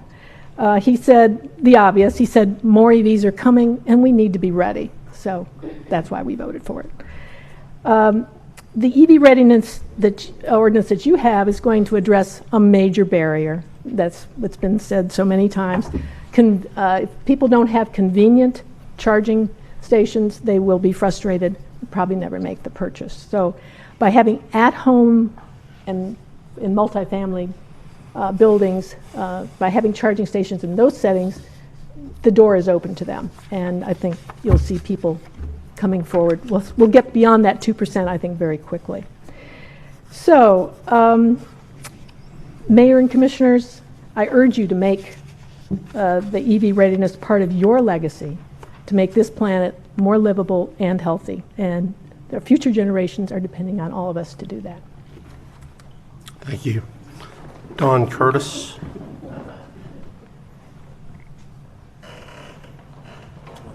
I don't see her. Okay, no Don Curtis. Madam Clerk, do we have any additional cards for in-person? We have 7 additional people. That are in person? The first one is Maria Bolton Joubert. Hi. Hey there. Yeah, we will look at it. Hold on. Hi, you all. Good day. It's been almost 4 years. This is Alex, Marie Bolton Joubert, 1377 Page Ave, Orlando, Florida, 32806, right on the cusp. Yeah, it's been a while. I still got 20 pounds to lose. It's not the COVID-19. Hold on, Alex, look. So this is the mayor, and these are the commissioners, and we're talking to them for just a minute, okay? Kind of like Paw Patrol. So my husband drives a Tesla 3. He got it last year. Kind of against talking to me about it because I didn't know it was $36,000. It's a very nice car. Hold on. I hope to get an EV after my Prius from 2014 dies. It's a little bit cheaper. So they are getting cheaper. I told them I want one. I'm going to wait. It's great, especially when you have a small child and they need a nap and you can drive around and then you can park without spewing a bunch of fumes and they're asleep in the car and you can watch a show on the screen. It's amazing. I never thought we'd be there. This is the future. You like Dad's car, right? Yeah. You do? Why do you like it? Video game. You like video games. All right. So long story short, I think this is great. When we've done road trips down to Tampa to see family and St. Pete, we seek out charging stations so we can get food and let the car charge for a little bit for like $5 for an hour. And then we're back on the road. So Chris is always good at trying to push more and more innovative things to make the city of Orlando just a greener city and a model city. So I think this would be really great. Alex, do you like EVs? Yeah, I know it's been a long day, but thank you all for having us. I think this would be excellent. Like I said, we have an electric vehicle, and it would be nice to be able to charge in more places. So thank you all. Have a good day. Okay, we're going to zip through the Zoom individuals because we do have a number of additional cards that have been turned in. So it'll be Dory Larson, Kathy Harris, Marjorie Holt, Catherine Stinkin, and Oscar Rodriguez via Zoom. So Dory Larson, are you out there? I am. Thank you. So good afternoon, Mayor Dyer and Commissioners. My name is Dory Larson. I live at 1846 Lexington Place in Tarpon Springs, Florida. I'm the Electric Transportation Program Manager for the Southern Alliance for Clean Energy, or SACE. I hold a master's degree in public health. I serve on the board of directors for Drive Electric Florida, and I've been driving a used EV for 4 years now that I paid $8,400 for. I also work with dozens of local governments and several state agencies in the Southeast as they transition to electric transportation systems. Since 1985, SACE has worked to promote responsible and equitable energy choices to ensure clean, safe, and healthy communities throughout the Southeast. We are in support of the EV Ready ordinance. My comments are meant to highlight the economic benefits and the need to take action today to ensure we are prepared for EV adoption. As stated, EV drivers save on average over $1,000 annually in fuel and maintenance costs, which keep a lot more money in the local economy. SACE estimates that approximately $18 billion with a B of what Florida consumers spend on gasoline leaves our state every year. Also, the economic benefits of EVs spill over to non-EV drivers as well. By adding new EV charging load at the right times, EV adoption can drive down costs for all electric utility customers. One report found utility customers would accrue over $21 billion in the form of reduced electricity bills by 2050. Also, Orlando has multiple EV companies that create primary jobs and tertiary jobs throughout the community. But to realize these economic benefits, drivers need to feel secure that they will have a place to charge their vehicles, which is why EV Ready policy is so important. EV charging is not an amenity, it's a requirement to make her electric vehicles work. And if EV drivers don't have access, we can't fuel. So requiring the infrastructure to be planned for at the time of new construction is one of the most impactful, cost-effective actions. However, timing is key. The 2% charging requirement is on par with our current adoption numbers across the state, and it's important to note that larger municipalities like Orlando are higher than statewide average EV adoption averages. So we need to be skating to where the puck is going. The 20% EV capable requirement prepares new developments with the inevitable adoption that's coming. I heard in one of the municipal planning board meetings, how is increasing costs going to make it more affordable? It's not. Well, developers are already saying that they're going to pass the cost off to consumers. So if we don't require this up front, we're going to be allowing the developers to pass the buck, quite literally, off of higher retrofit costs to residents and tenants later on down the road. So in summary, EVs bring significant economic benefits. EV requirements can be linked to the requirement for connecting to stormwater, similar to stormwater, because they provide public good. This ordinance is critical to meet policy goals, and now is the time to ensure that that transition happens in the most cost-effective way possible. So I would urge you to approve this ordinance. Thank you. Thank you. Kathy Harris.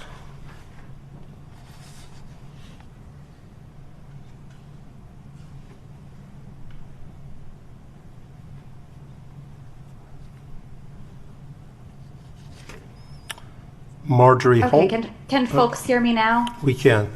Okay, great. Sorry, I needed to get off mute. Always the challenge of Zoom. Good afternoon, everyone. My name is Kathy Harris. My business address is 40 West 20th Street, New York, New York. And I'm the Eastern Clean Vehicles and Fuels Advocate for the Natural Resources Defense Council, or NRDC. NRDC is a 501c3 that helps support the American Cities Climate Challenge program, which the City of Orlando participates in. I'm speaking today on behalf of NRDC in support of the proposed electric vehicle EV readiness code. First, I want to applaud the City of Orlando for showing leadership by expanding city-owned EV charging infrastructure this past year by adding over 100 new chargers. For the City of Orlando to achieve its ambitious climate goals, expanding the number of EVs on the road is critical, as they reduce climate-causing pollution and improve public health, all while providing direct economic benefits to drivers and all city residents. Further, new EVs are approaching price parity with comparable gas vehicles, but there also is currently a robust used EV market available, and today there are used EVs that are even cheaper than used gasoline vehicles, making EVs a cost-effective mobility option. To increase the number of EVs on the road, the city will need to ensure that drivers have affordable and convenient access to charging. The EV Readiness Code is a vital step to increase charging infrastructure, which is why the Florida DOT EV Master Plan identifies that developing a model zoning code requiring EV infrastructure in new development is a key strategy for the transition ahead. And this policy makes sense. Adding key low-cost components for EV charging during construction increases EV charging infrastructure while significantly reducing costs. EV readiness codes are already a municipal best practice and have been implemented and adopted across the nation and within Florida as a cost-effective solution. Opposition to this policy may allude to alternative technologies and unpredictable future needs, but the fact is vehicles will be charged on electricity, and the EV-capable components are so basic that new technologies like wireless power transfer will be compatible and still achieve the goals set out in this code. Access to charging at home is particularly important. Over 80% of EV drivers primarily charge at home. Orlando's proposed code represents a strong start to ensuring affordable, convenient access to EV charging for all, particularly in multifamily dwellings. This is important for the City of Orlando, where 65% of residents live in rental housing and 56% live in multifamily housing, where it can be challenging to support at-home charging since residents often don't have full control over their parking spaces. That's why some cities and states are already moving to require a higher percentage of EV-capable spaces for new multifamily residences, some up to 100%. But the 20% readiness is a great start, and we urge the City Council to stand strong at this threshold and move forward with EV readiness to avoid Orlando falling behind the market, its peers, and its climate goals. Thank you again for the chance to speak today. Thank you.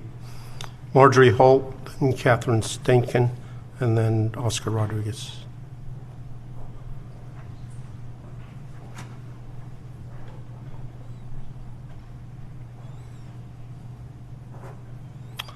Marjorie, are you out there?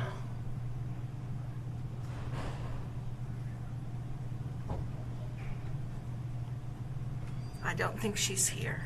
Okay, Catherine Stankin. She's not here either. Oscar Rodriguez.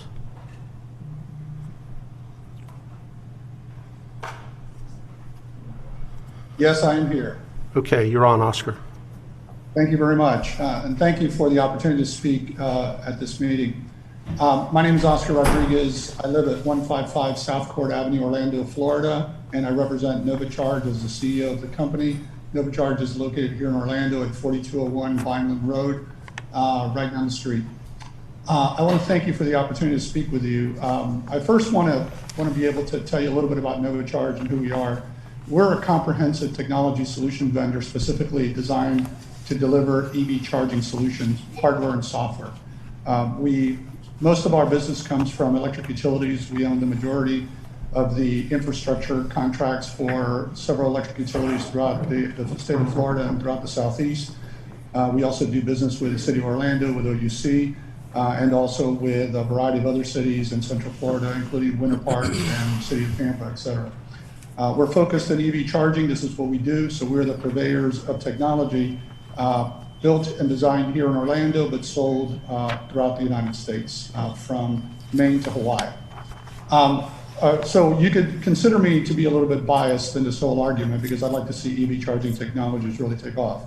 I believe that for two reasons. Number one is I believe it's good for the city of Orlando because as we grow charge, we grow jobs and we grow a tax base here. But more importantly, we're also growing an ecosystem of companies here that include electrical installers and a variety of other folks that have added a significant number of jobs in response to the demand in Central Florida for EV charging. And some of those folks are actually traveling with us out of state in order for them to be able to drive profits back to Orlando, as we do, in order for us to be able to continue the train of putting in place a center of gravity for EV charging technologies. It's not in Southern California, not in Silicon Valley, but right here in Central Florida as a result of the ecosystem of companies that are being developed and thanks to the work that's being done by the city. One of the things I want to mention is that I've heard the arguments about the need for the market to drive it. And as a for-profit company CEO and as a Cuban immigrant, I understand the free market and I embrace this free market. But no one today would argue against indoor plumbing. And the reason we don't argue against indoor plumbing is because we see it as infrastructure. It's a requirement. It's a need to have indoor plumbing at any hour of the time in your home. And as a result of that, no one argues that we should not consider to have an ordinance that requires indoor plumbing. I see EV infrastructure in the same way. We've already heard the arguments about needing to charge at night when the power is cheaper. We've heard the arguments about making sure that residents have homes that are going to be marketable in the future. And having been the recipient of one of those tenants that had a house that was retrofitted with indoor plumbing afterwards, the cost was high and it wasn't very pretty. So I'm going to yield the floor now. My time has elapsed, but I want to make sure that you are all aware of some of the intricacies of marketability. Thank you. Thank you. Okay, we're going to go back to Don Curtis via Zoom.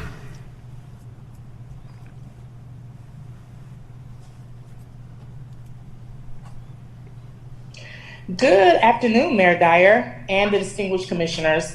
Once again, my name is Dawn Curtis, and I reside at 4529 Cove Drive, apartment 108, Orlando, Florida. I currently serve as the Environmental and Climate Justice Chair for the NAACP. 4 years ago, Orlando committed to transition to a renewable energy by 2050.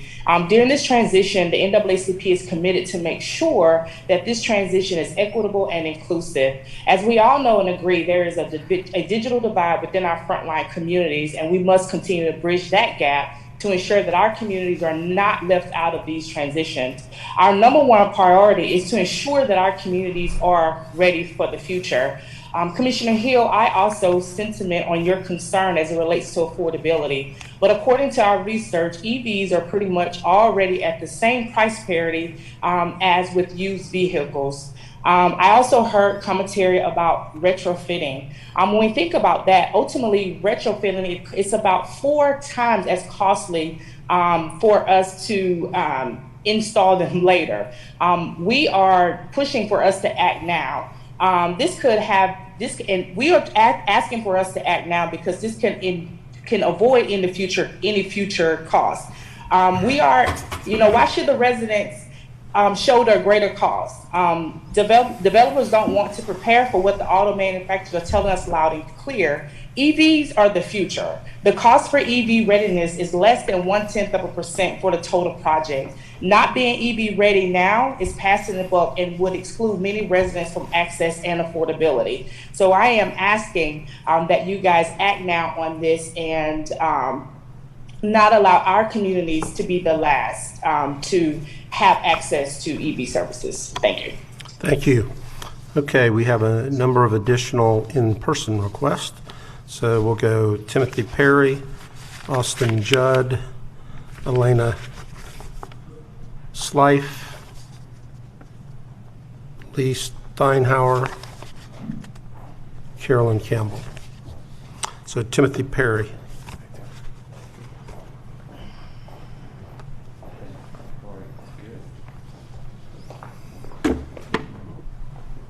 Good afternoon. My name is Tim Perry. My address is 3018 Hoffner Avenue, Belle Isle, Florida 32812. I work at Duke Realty Corporation, and Duke is an industrial developer that owns about 4.5 million square feet here in Central Florida. I am also the current president of NAIOP Central Florida, and NAIOP Central Florida represents many of the largest property owners and developers here in Orlando. I'm here on behalf of NAIOP Central Florida and its members to let you know that NAIOP Central Florida does not support this ordinance. It's NAIOP's position that the market will dictate when EV-capable and EV-ready spaces are needed in our buildings. Preferably, the city should partner with developers and offer incentives by offsetting impact fees for the cost of EV spaces. Of the 4.5 million square feet of tenants that I have not received one inquiry from a tenant requesting EV parking spaces. As I'm kind of hearing everyone, I'm thinking about, like, I want to give a couple examples to kind of contextualize what I'm talking about. So I'm an industrial developer. So years ago, we used to install metal halide lights. You used to see them in gyms. Like, you turn them on, they hum, they take a while to heat up, and then they turn on. So we don't install those anymore. We now use LED light fixtures. And we do that because technology changed and our tenants demanded that we use the latest technology in the buildings. So it's a perfect example of we adjusted to the technology and the market. If I didn't put in LED lights, my tenants would just go across the street and lease space from one of my competitors. The other thing I want to think about is when LEED certified buildings first came out.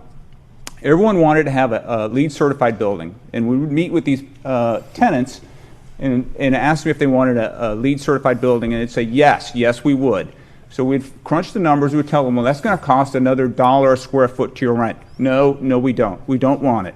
We're not interested. We don't want to pay for it. But over time, advancements in construction technologies, now a LEED building is achievable and it's not as expensive. Our company, as a practice, as Duke, every building we build moving forward is LEED certified. And we do that because it's the right thing to do, and it's what our tenants request. So as a developer, I have limited resources. Land values are at all-time highs. Steel costs all-time highs as well. Every dollar has to be accounted for. I would much rather let my customers tell me what's important to them in the future, and I would prefer to see the market and technology dictate those changes. Thank you. Thank you. Austin Judd. Good afternoon. My name is Austin Judd, current resident of Winter Park. I come in here in a unique position because I feel like being a member of Generation Z, I feel like this is my future and the future is electric. However, I'm also currently a student at MBA, getting my MBA at the University of Chapel Hill, North Carolina. And the numbers here just don't make sense to me, especially for the Florida market. The Florida market share of electric vehicles is considerably disproportionate to the 20% of EV-capable required multifamily parking spaces being required. Therefore, this ordinance is overcommitting to a type of technology that simply does not meet the demand of our current multifamily residents. And this ordinance is basically forcing private businesses unrelated to fueling and transportation to become fuel stations. Thank you. Thank you. Elena Slife.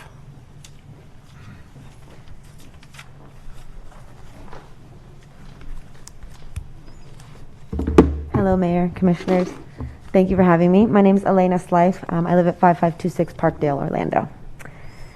And I'd like to say this next part with all due respect. The capitalist dream that Commissioner Ortiz gave to us is the same one that I learned in high school and through school, and that is false. It is not the truth for poor people, the poor people of Orlando. The idea, if supply and demand worked, there wouldn't be subsidies. There wouldn't be more billionaires at the same time that there's widespread poverty and housing instability. The private sector doesn't do what's needed. They do what makes them money. then that is capitalism. It's making money, not making what people really need. And while your decisions could be based on the revenue needs of these developers, I believe that it should be made with those residents who actually need your help in mind. Developers are not going hungry. They are not standing in food lines. And they are not wondering how they are going to keep their lights on. But thousands of residents here in Orlando are. They are facing those instabilities. And the decades of underinvestment continue to burden those poor, those who contribute to this crisis the least. This is a crisis, and the time to act was yesterday, to invest in the ways that will stop our marginalized communities from drowning under the weight of greedy capitalism. I hope that you all will stand with the people who need you to be bold and to step into the future, because the future is EV ready. Thank you. Thank you. Lee Steinhauer.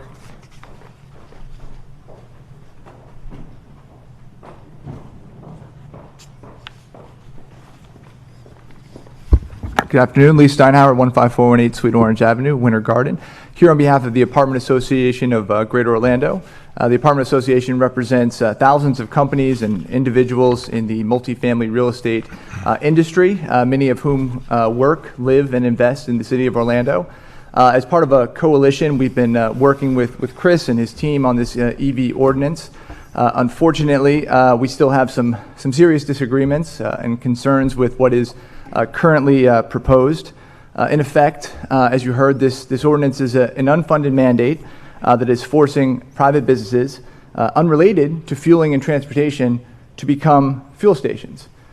In fact, in many cases, it's actually requiring private developments to prepare and install and maintain a higher number of fueling locations at their properties than commercial gas stations. In fact, the largest commercial gas stations.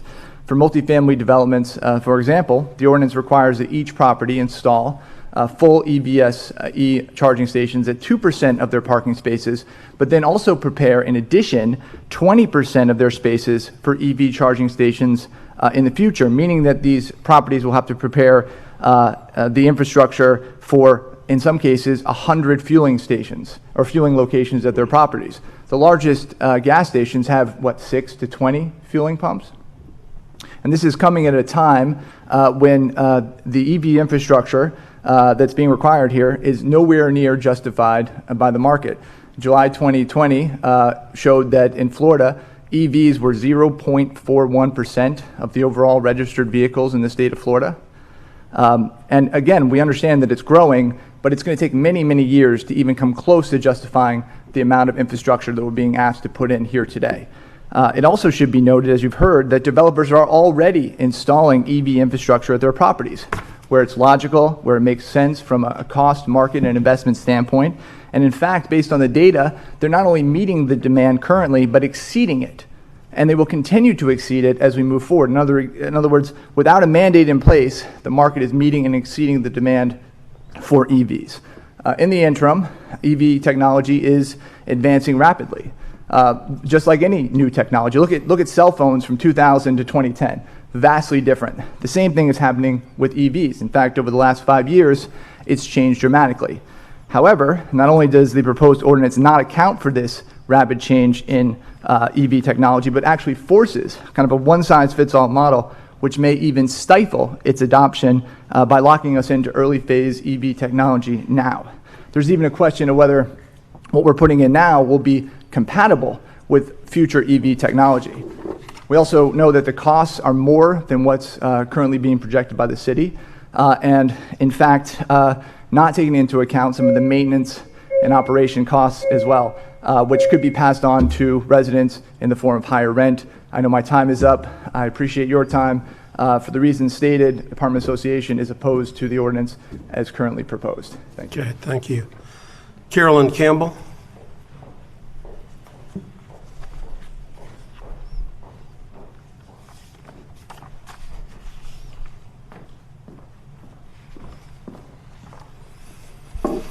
Hello. Hello, my name is Carolyn Campbell. My address is 1302 Barbados Avenue, Orlando 32825. Thank you very much, Mayor Dyer and Commissioners, for and also to Chris Castro and his team for researching this. I come at this from a little bit of a different angle. I'm legally blind, so I don't drive. I also don't have an electronic vehicle. However, I think that they're very important that we put the infrastructure in place. It was mentioned, and I love hearing all the arguments, and I really appreciate it, but it was mentioned that we don't argue about having plumbing. We also don't argue about having handicap spaces. So when I go somewhere and look for a handicap spot, whoever's driving me, it is incredibly difficult to have those. Those handicap spaces are required by ADA because they were not something that properties were putting in. They were not something that when individuals requested it, that they were immediately put in. It took quite a while, and it took a requirement to be able to put them in. And as a matter of fact, a lot of people who are looking for handicap spaces are still not able to find them because they're not enough put in.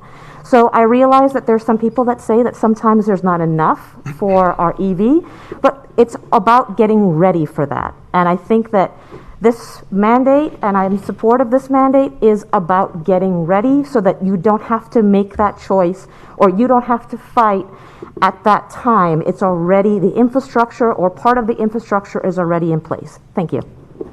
Thank you. Madison Youngman.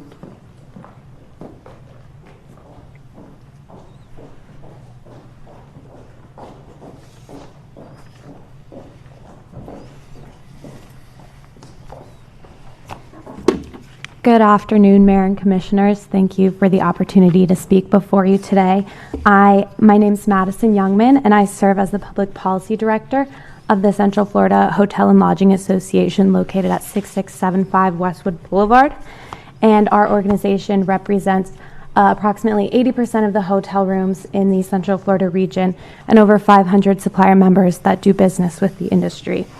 I'm here today on behalf of our membership in opposition to the Electric Vehicle Readiness Land Development Code Amendment as it's presented today for 20% mandated EV capable and 2% EV installed in hotels, which groups it in with the multifamily housing under the same requirements.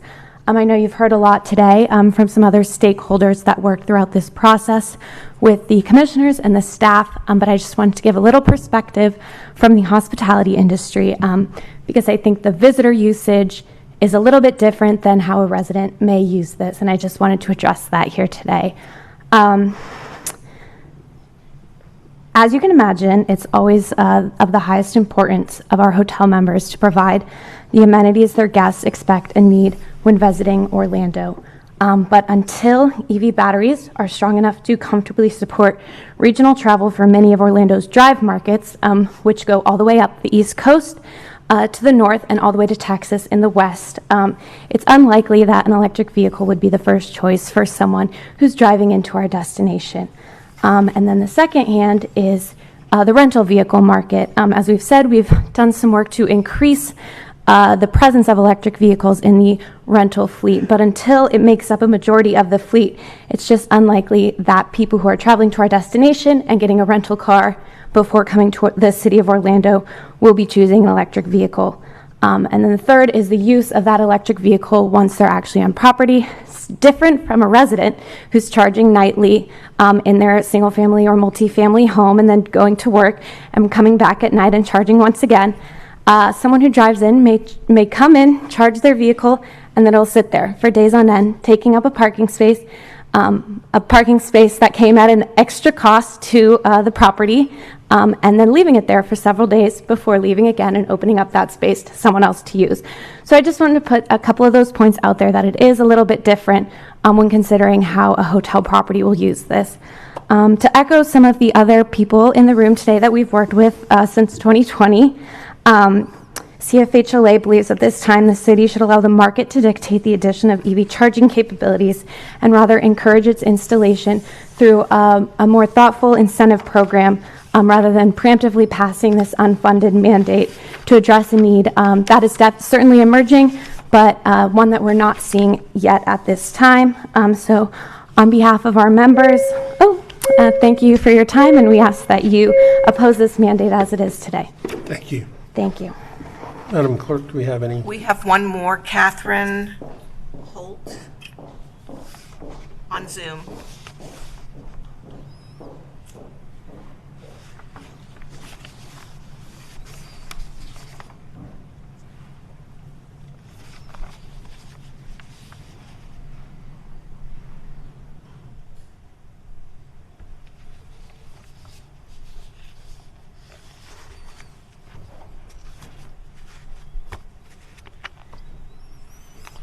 Catherine, are you out there?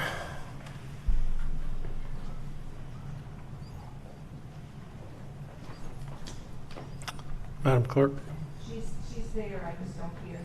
Catherine, can you unmute?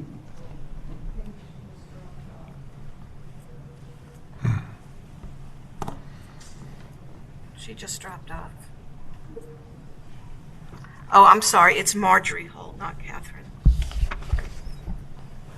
Hi there, can you hear me this time? This time we can, Marjorie. Oh, great. Yes, good afternoon. This is Marjorie Holt, and I am with the Sierra Club Central Florida Group. I am currently the Vice Chair, Conservation Chair, and since we are also a 501c3 and a 4, I am the Political Chair. So I would like to, with the others in support of this amendment, urge the City Council to pass it on for the second reading. The city has some goals, some climate change, air quality goals, and back in 2017, the City Council unanimously passed the resolution to transition to 100% clean energy for their municipal operations by 2030 and 100% by 2050. The Greenworks Orlando Community Action Plan was established in 2018 and it has a 90% by 2040. I believe that the infrastructure that the city is looking to implement through this amendment is necessary. It's necessary infrastructure as the city transitions to lower greenhouse gas emissions and its responsible climate change action. The Sierra Club has found that the highest source of U.S. CO2 emissions in the United States is right here where we live, and it's time to do something about it. Also, in looking over the Orlando Community Action, your Greenworks plan, there's benchmarks established. And the city's going to take a look periodically and just see what they're accomplishing, where they're going with it. And this could be one of those items where the city evaluates that benchmark. And if we don't implement this necessary infrastructure for new development, it's going to create disparities throughout the city where people should have it. And so again, I urge you to pass this on for the second reading. And thank you very much. Thank you. All right, Madam Clerk, There are no more. That's it. Okay. All right, Commissioner Gray, now it's time for discussion or debate. Thank you, Mayor. I know we've all been here for a while, so I'll try to be brief. But look, I think what I've heard here and heard before, no one that I've heard today is against or thinks EV automobiles are not in our future. We all know that. The challenge I have here is that no one is certain when that's going to happen. We hope it happens in 5 years, but realistically, it might be 10, it might be 15. We don't know. If nothing else we have learned in the last 16 months is everything is not predictable. And COVID proved that to us all. Nobody saw that coming. So what do? We have to adjust on the fly. And so my problem with this is, should we have this policy? Absolutely. But I don't think it should be in a land development code. I think we should come up with some incentive plan to do the right thing. And that's why I think we need to go back to the drawing board and come up with an incentive plan. Why? We do it all the time here. We wanted to increase our tree canopy. So what did? We said, hey, neighbors, if you want a tree, Raise your hand, we'll send one to your house. We'll get trees planted. You want to recycle? Don't worry. We'll give you compost containers free of charge. We'll send them to you. We want higher paying jobs. What do? We adopt a job incentive plan where if you create high jobs, we give you some kind of financial incentive. So I don't think we're here to fight about are EVs coming? Do we want them? Do we want to have the infrastructure? Of course we do. But the problem I'm having with this is the uncertainty. And the second part is I think folks are grossly mistaken if they believe that the commercial market will not adapt to this. These folks that you've heard from, I work around a lot of them. They're involved with millions, if not billions of dollars of investment money. They don't be successful. They're not successful being stupid. If the market and their tenants say they want any product, and I think Mr. Ozier said it best, dog parks, swimming pools, fitness centers, or EV chargers, property owners are going to figure out a way to do it. And if they don't, guess what happens?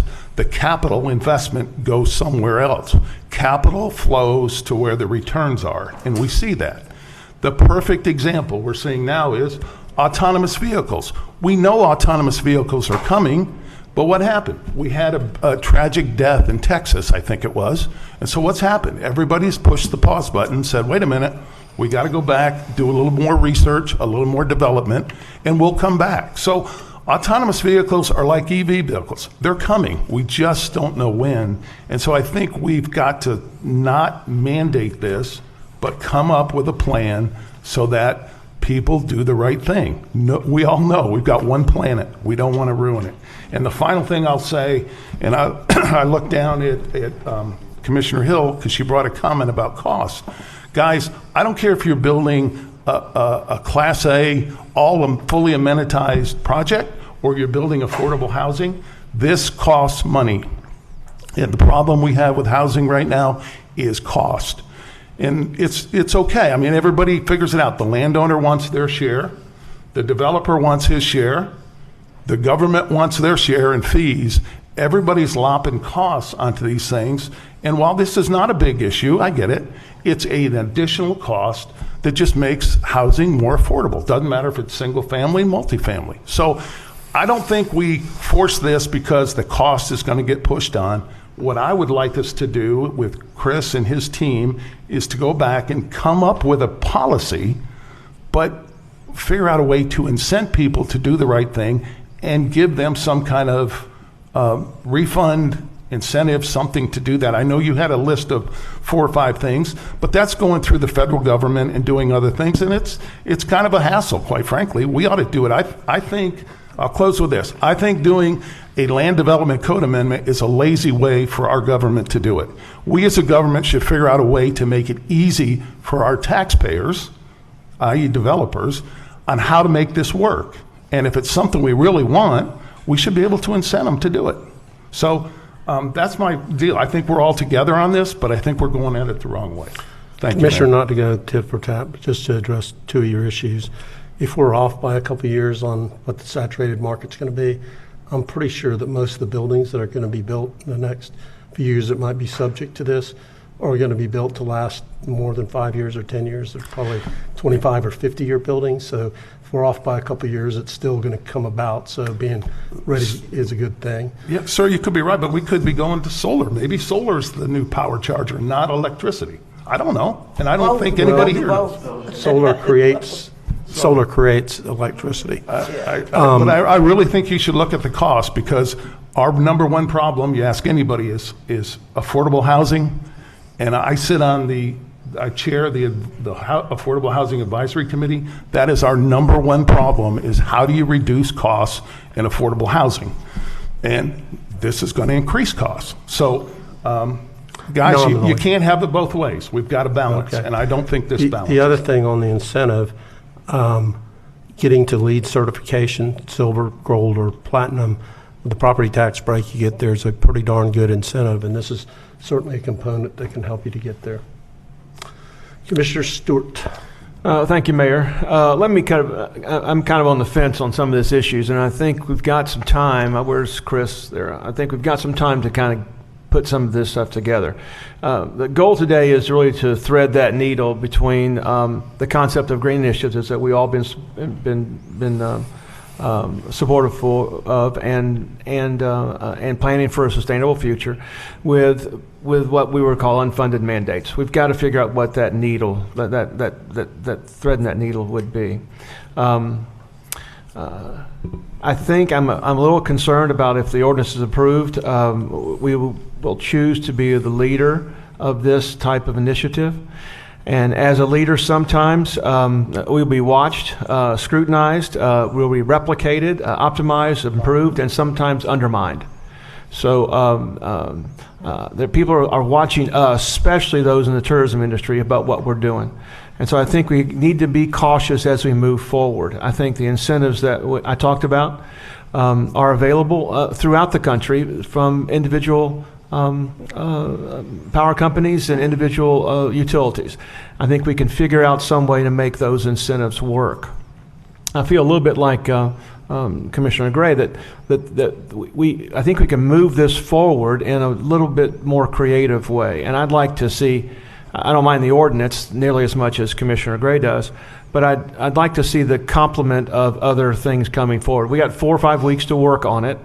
And I think there's some ways that we can improve it. You've been listening to us, Chris, and we've improved it, I think, on behalf of the communities. We are not following the lead of some of those a little bit more strict, like Winter Park and others, but at the same time, we're trying to figure out where that delicate balance is. And so, Mayor, I'm going to be in favor of it now. Let's get the second reading, and then Chris, let's work with the industries. Let's engage them again to see what other creative ways they've got for us to move forward on this. I think we can balance that. I think this is I'm mixing metaphors, but we're walking a delicate fence, and I think we can do that and still lead in cities our size throughout the country. So that's my comments, Mayor. Thank you. Commissioner Sheehan. Thank you, Mayor. And am I on? There you go. There. Okay. I needed some time to think about this because I've been talking to both sides about this. And Chris, I just needed some time to think. You know, sometimes leaders need to think it through. And there was some talk today about cell phones, and I remember, I'm old enough now, we used to have public infrastructure all over the place, where if you wanted to use a phone in public, you had to go to payphone. Okay? Well, now the technology has changed, so there's no longer payphones in the public infrastructure. It's all private. That technology changed significantly. Well, this is the opposite of that. Electric vehicles are the opposite of that. Now we go to a public place to fuel in a fast way and then move on. Because of electric vehicles, it's going to take longer to charge the cars, so the technology is going to move to us doing this in our homes. So it's the exact opposite of the payphone or the cell phone example. You're going to have to, there's going to be some level of public charging, I think, but the vast majority of it is going to be done at home. Now, as a woman, I didn't like using payphones at night. It was and one of the times I almost got killed was using a cell phone at night. As a woman, I don't want to be using a public charger at night. I would rather, be at a place where I feel safer. So, if the industry is responding to the need, why is there a mandate from the state for single-family homes? So. And I think that's because people who own single-family homes make more money, and we have a very bad habit in this state of not caring about poor people or people who are underprivileged. I had to think this through, okay? You had to give me some time to process this. Now, I don't like unfunded mandates either. I mean, I understand the development community and how all that comes into play. But if we have enough charging facility for the next 10 years with 500 spaces, I have a feeling in the next 10 years there's going to be a whole lot more than 500 cars, electric vehicles in the city of Orlando. I know I'm probably going to get one. My sister, Commissioner Hill's probably going to get one. We're all probably going to have them probably all in this room in the next 5 years. So I don't think 500 is going to be enough. So I am fortunate enough to live in a single family home. I'm fortunate that I have a 220 line and a 110 line in my carport. I'm fortunate. But what about people who are not as fortunate as I am? And am I going to say to somebody, you know, and even in, you know, I'm thinking about people in public housing. Yeah, they're driving really crappy cars. I mean, they're driving the gas guzzling vehicles in Reese Terrace. But is that what we should say that they're all they're going to ever get? Shouldn't we aspire to help people from all economic areas? And isn't that what leadership does? So while I don't like unfunded mandates, I also don't like saying we don't care about poor people, and if it's good enough for me if I live in a single family home, why isn't it good enough for apartments? Other than the fact there was probably some fighting at that at the state level, which happens. All the more reason why I think we should lead here. And I don't think the 2% is going to kill anyone. 2% is not an overarching horrible thing. And the 20% ready, that was something that you came back from. All right, that was a fallback position. And now folks are still saying they're going to oppose it. I mean, you know, I understand negotiating from a position of strength, but if we're negotiating and we've made some allowances, we should expect some support. So again, I did take very seriously into consideration the unfunded mandate portion of it. You know, I went to college in the construction industry. I understand that. But on the other hand, I have to also say, how is this fair as a leader in this community? And so I will support this wholeheartedly today. And I think we need to start looking to, in our business practices, of how we help everyone have an economic advantage, not just the rich and not just those of us who can live in a single family home. Thank you, Mayor. Thank you, Commissioner. Commissioner Hill. Thank you, Mayor. Don't want to be redundant, but what she said. And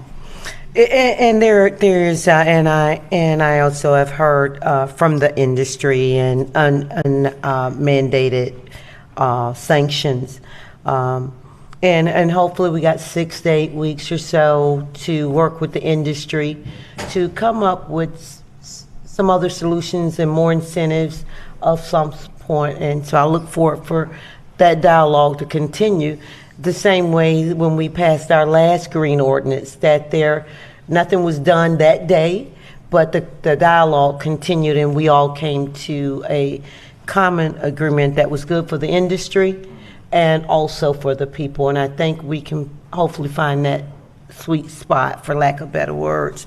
But I have to say, Commissioner Stewart, that we've always led here in the city of Orlando. We've always been the first on progressive thoughts and policy.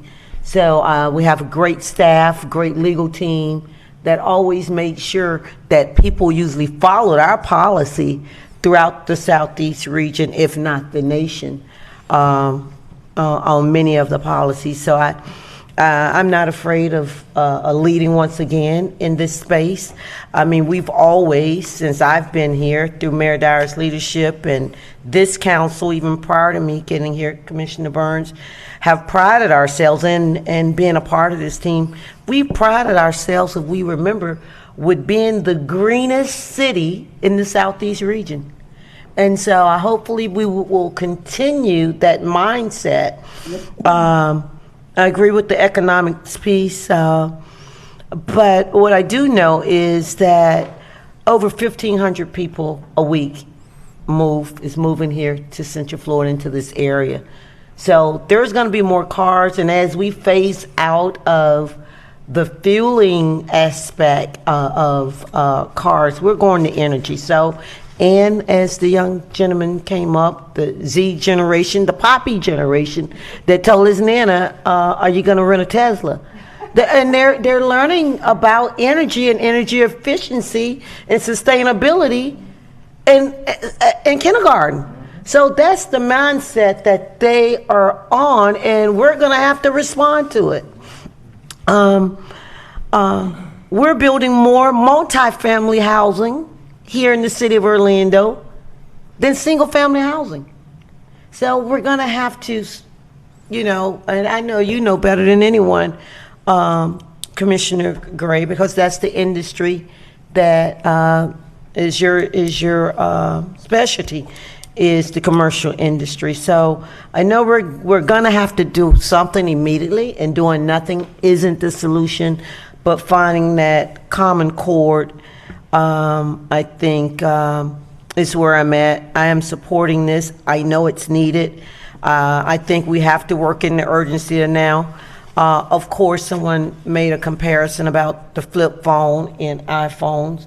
Well, shucks, just yesterday, I thought it was a flip phone. Got this phone 6 months ago, and now it's outdated. So things are moving rapidly. I'm serious. Got this iPhone 12 Max and thought I was doing something. Just the other day, well, this one is antiquated almost. So I know we don't have time to spare, and as Commissioner Stewart, Gray stated, that if COVID showed us nothing else, that we can't wait on tomorrow, that things happen in this suddenly. So hopefully staff, you can get back with our community partners and also the industry. And also thank you, Kevin, for your leadership, you and Clint and Linda over there. Just got off a phone, a conference call with you no more than a day or so ago. And I know you and you guys over at OUC want to be fair and equitable to all. So I know we can eventually get back to our second reading. Even, Mayor, if we have to delay it a little bit, I guess. Well, I'm not making any suggestions. I know they excuse me for that. But I hopefully in the next 6 to 8 weeks, we can come back with a little more meat so that we all can support this with a unanimous vote for the greater good for the people. Because that's what it's all about. 2%, like Commissioner Sheehan say, I don't think it's going to sink the economy here in this city, but I know every dollar counts, and the bottom line count to my good conservative friend at the end, and I'm not taking that unlikely. So with that being said, Mayor, I will continue to move for this vote to move forward for the first read. Okay, Commissioner Burns. Thank you, Mayor. As I listen to everyone, arguments on both sides, I reflect back on our role as commissioners, and it's to plan and prepare for the future welfare of all residents, where no one is left behind. So, I think there has to be a combination of land development code, but also with some incentives. I know Chris talked about some incentives. There were some incentives that we looked at that were prohibited by the state. So I'm in support of this first reading, but I do hope over the next few weeks we get a chance to look at additional incentives. But the main thing is that no one is left out. And I think if we continue to wait, there will be those in our community who may be left out. And so again, Mayor, I'm supporting this, but do look forward to further dialogue about how we can combine the land development code with some incentives. Thank you. Okay. Ready to vote? Please. Oh, okay. That was welcome, Commissioner. All in favor indicate so by saying aye. Aye. Those opposed? Aye. No. Okay, show it 5-2 with Ortiz and Gray in the negative. Okay, we're not done. Oh, that's right. We're not done. But if you were here for that, you're free to leave. We got a couple more fun ordinances, but we have not done. Okay, number 2, Madam Clerk. Ordinance 2021-48, an ordinance of the City Council of the City of Orlando, Florida. Do you have your mic on, Madam Clerk? No. Did we read that one? Oh, sorry. We can do it again.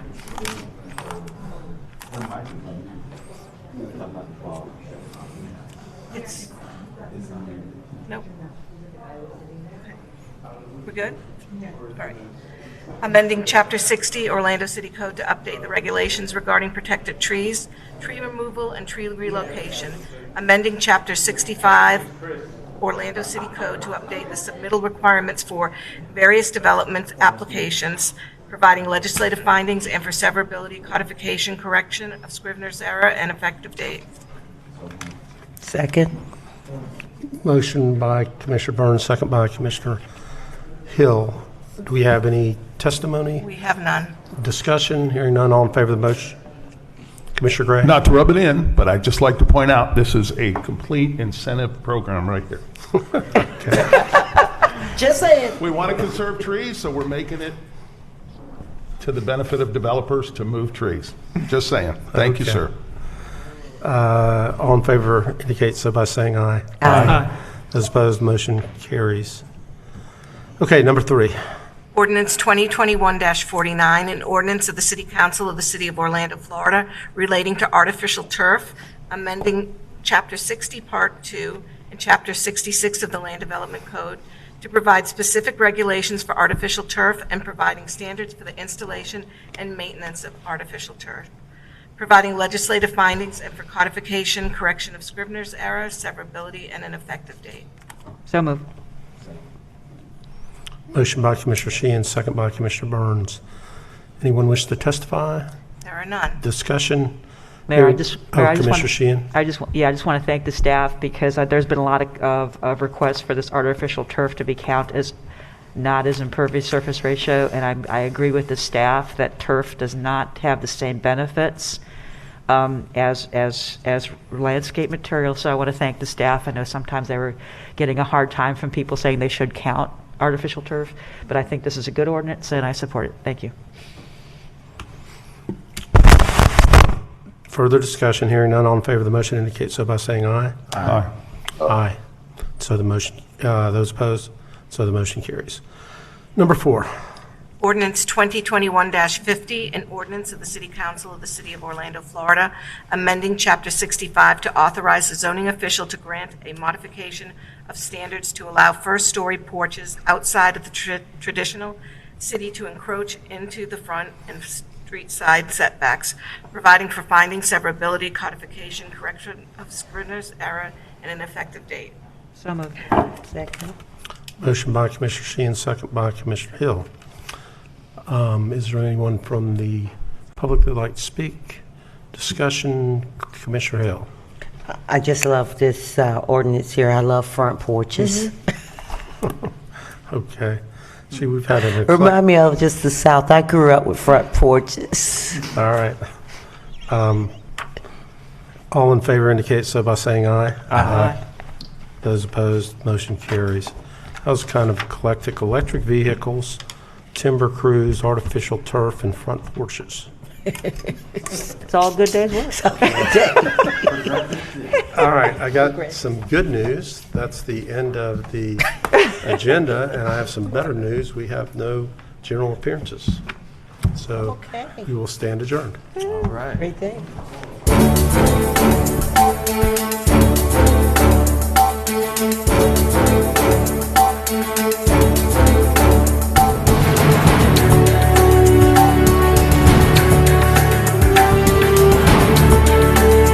We return you to our regularly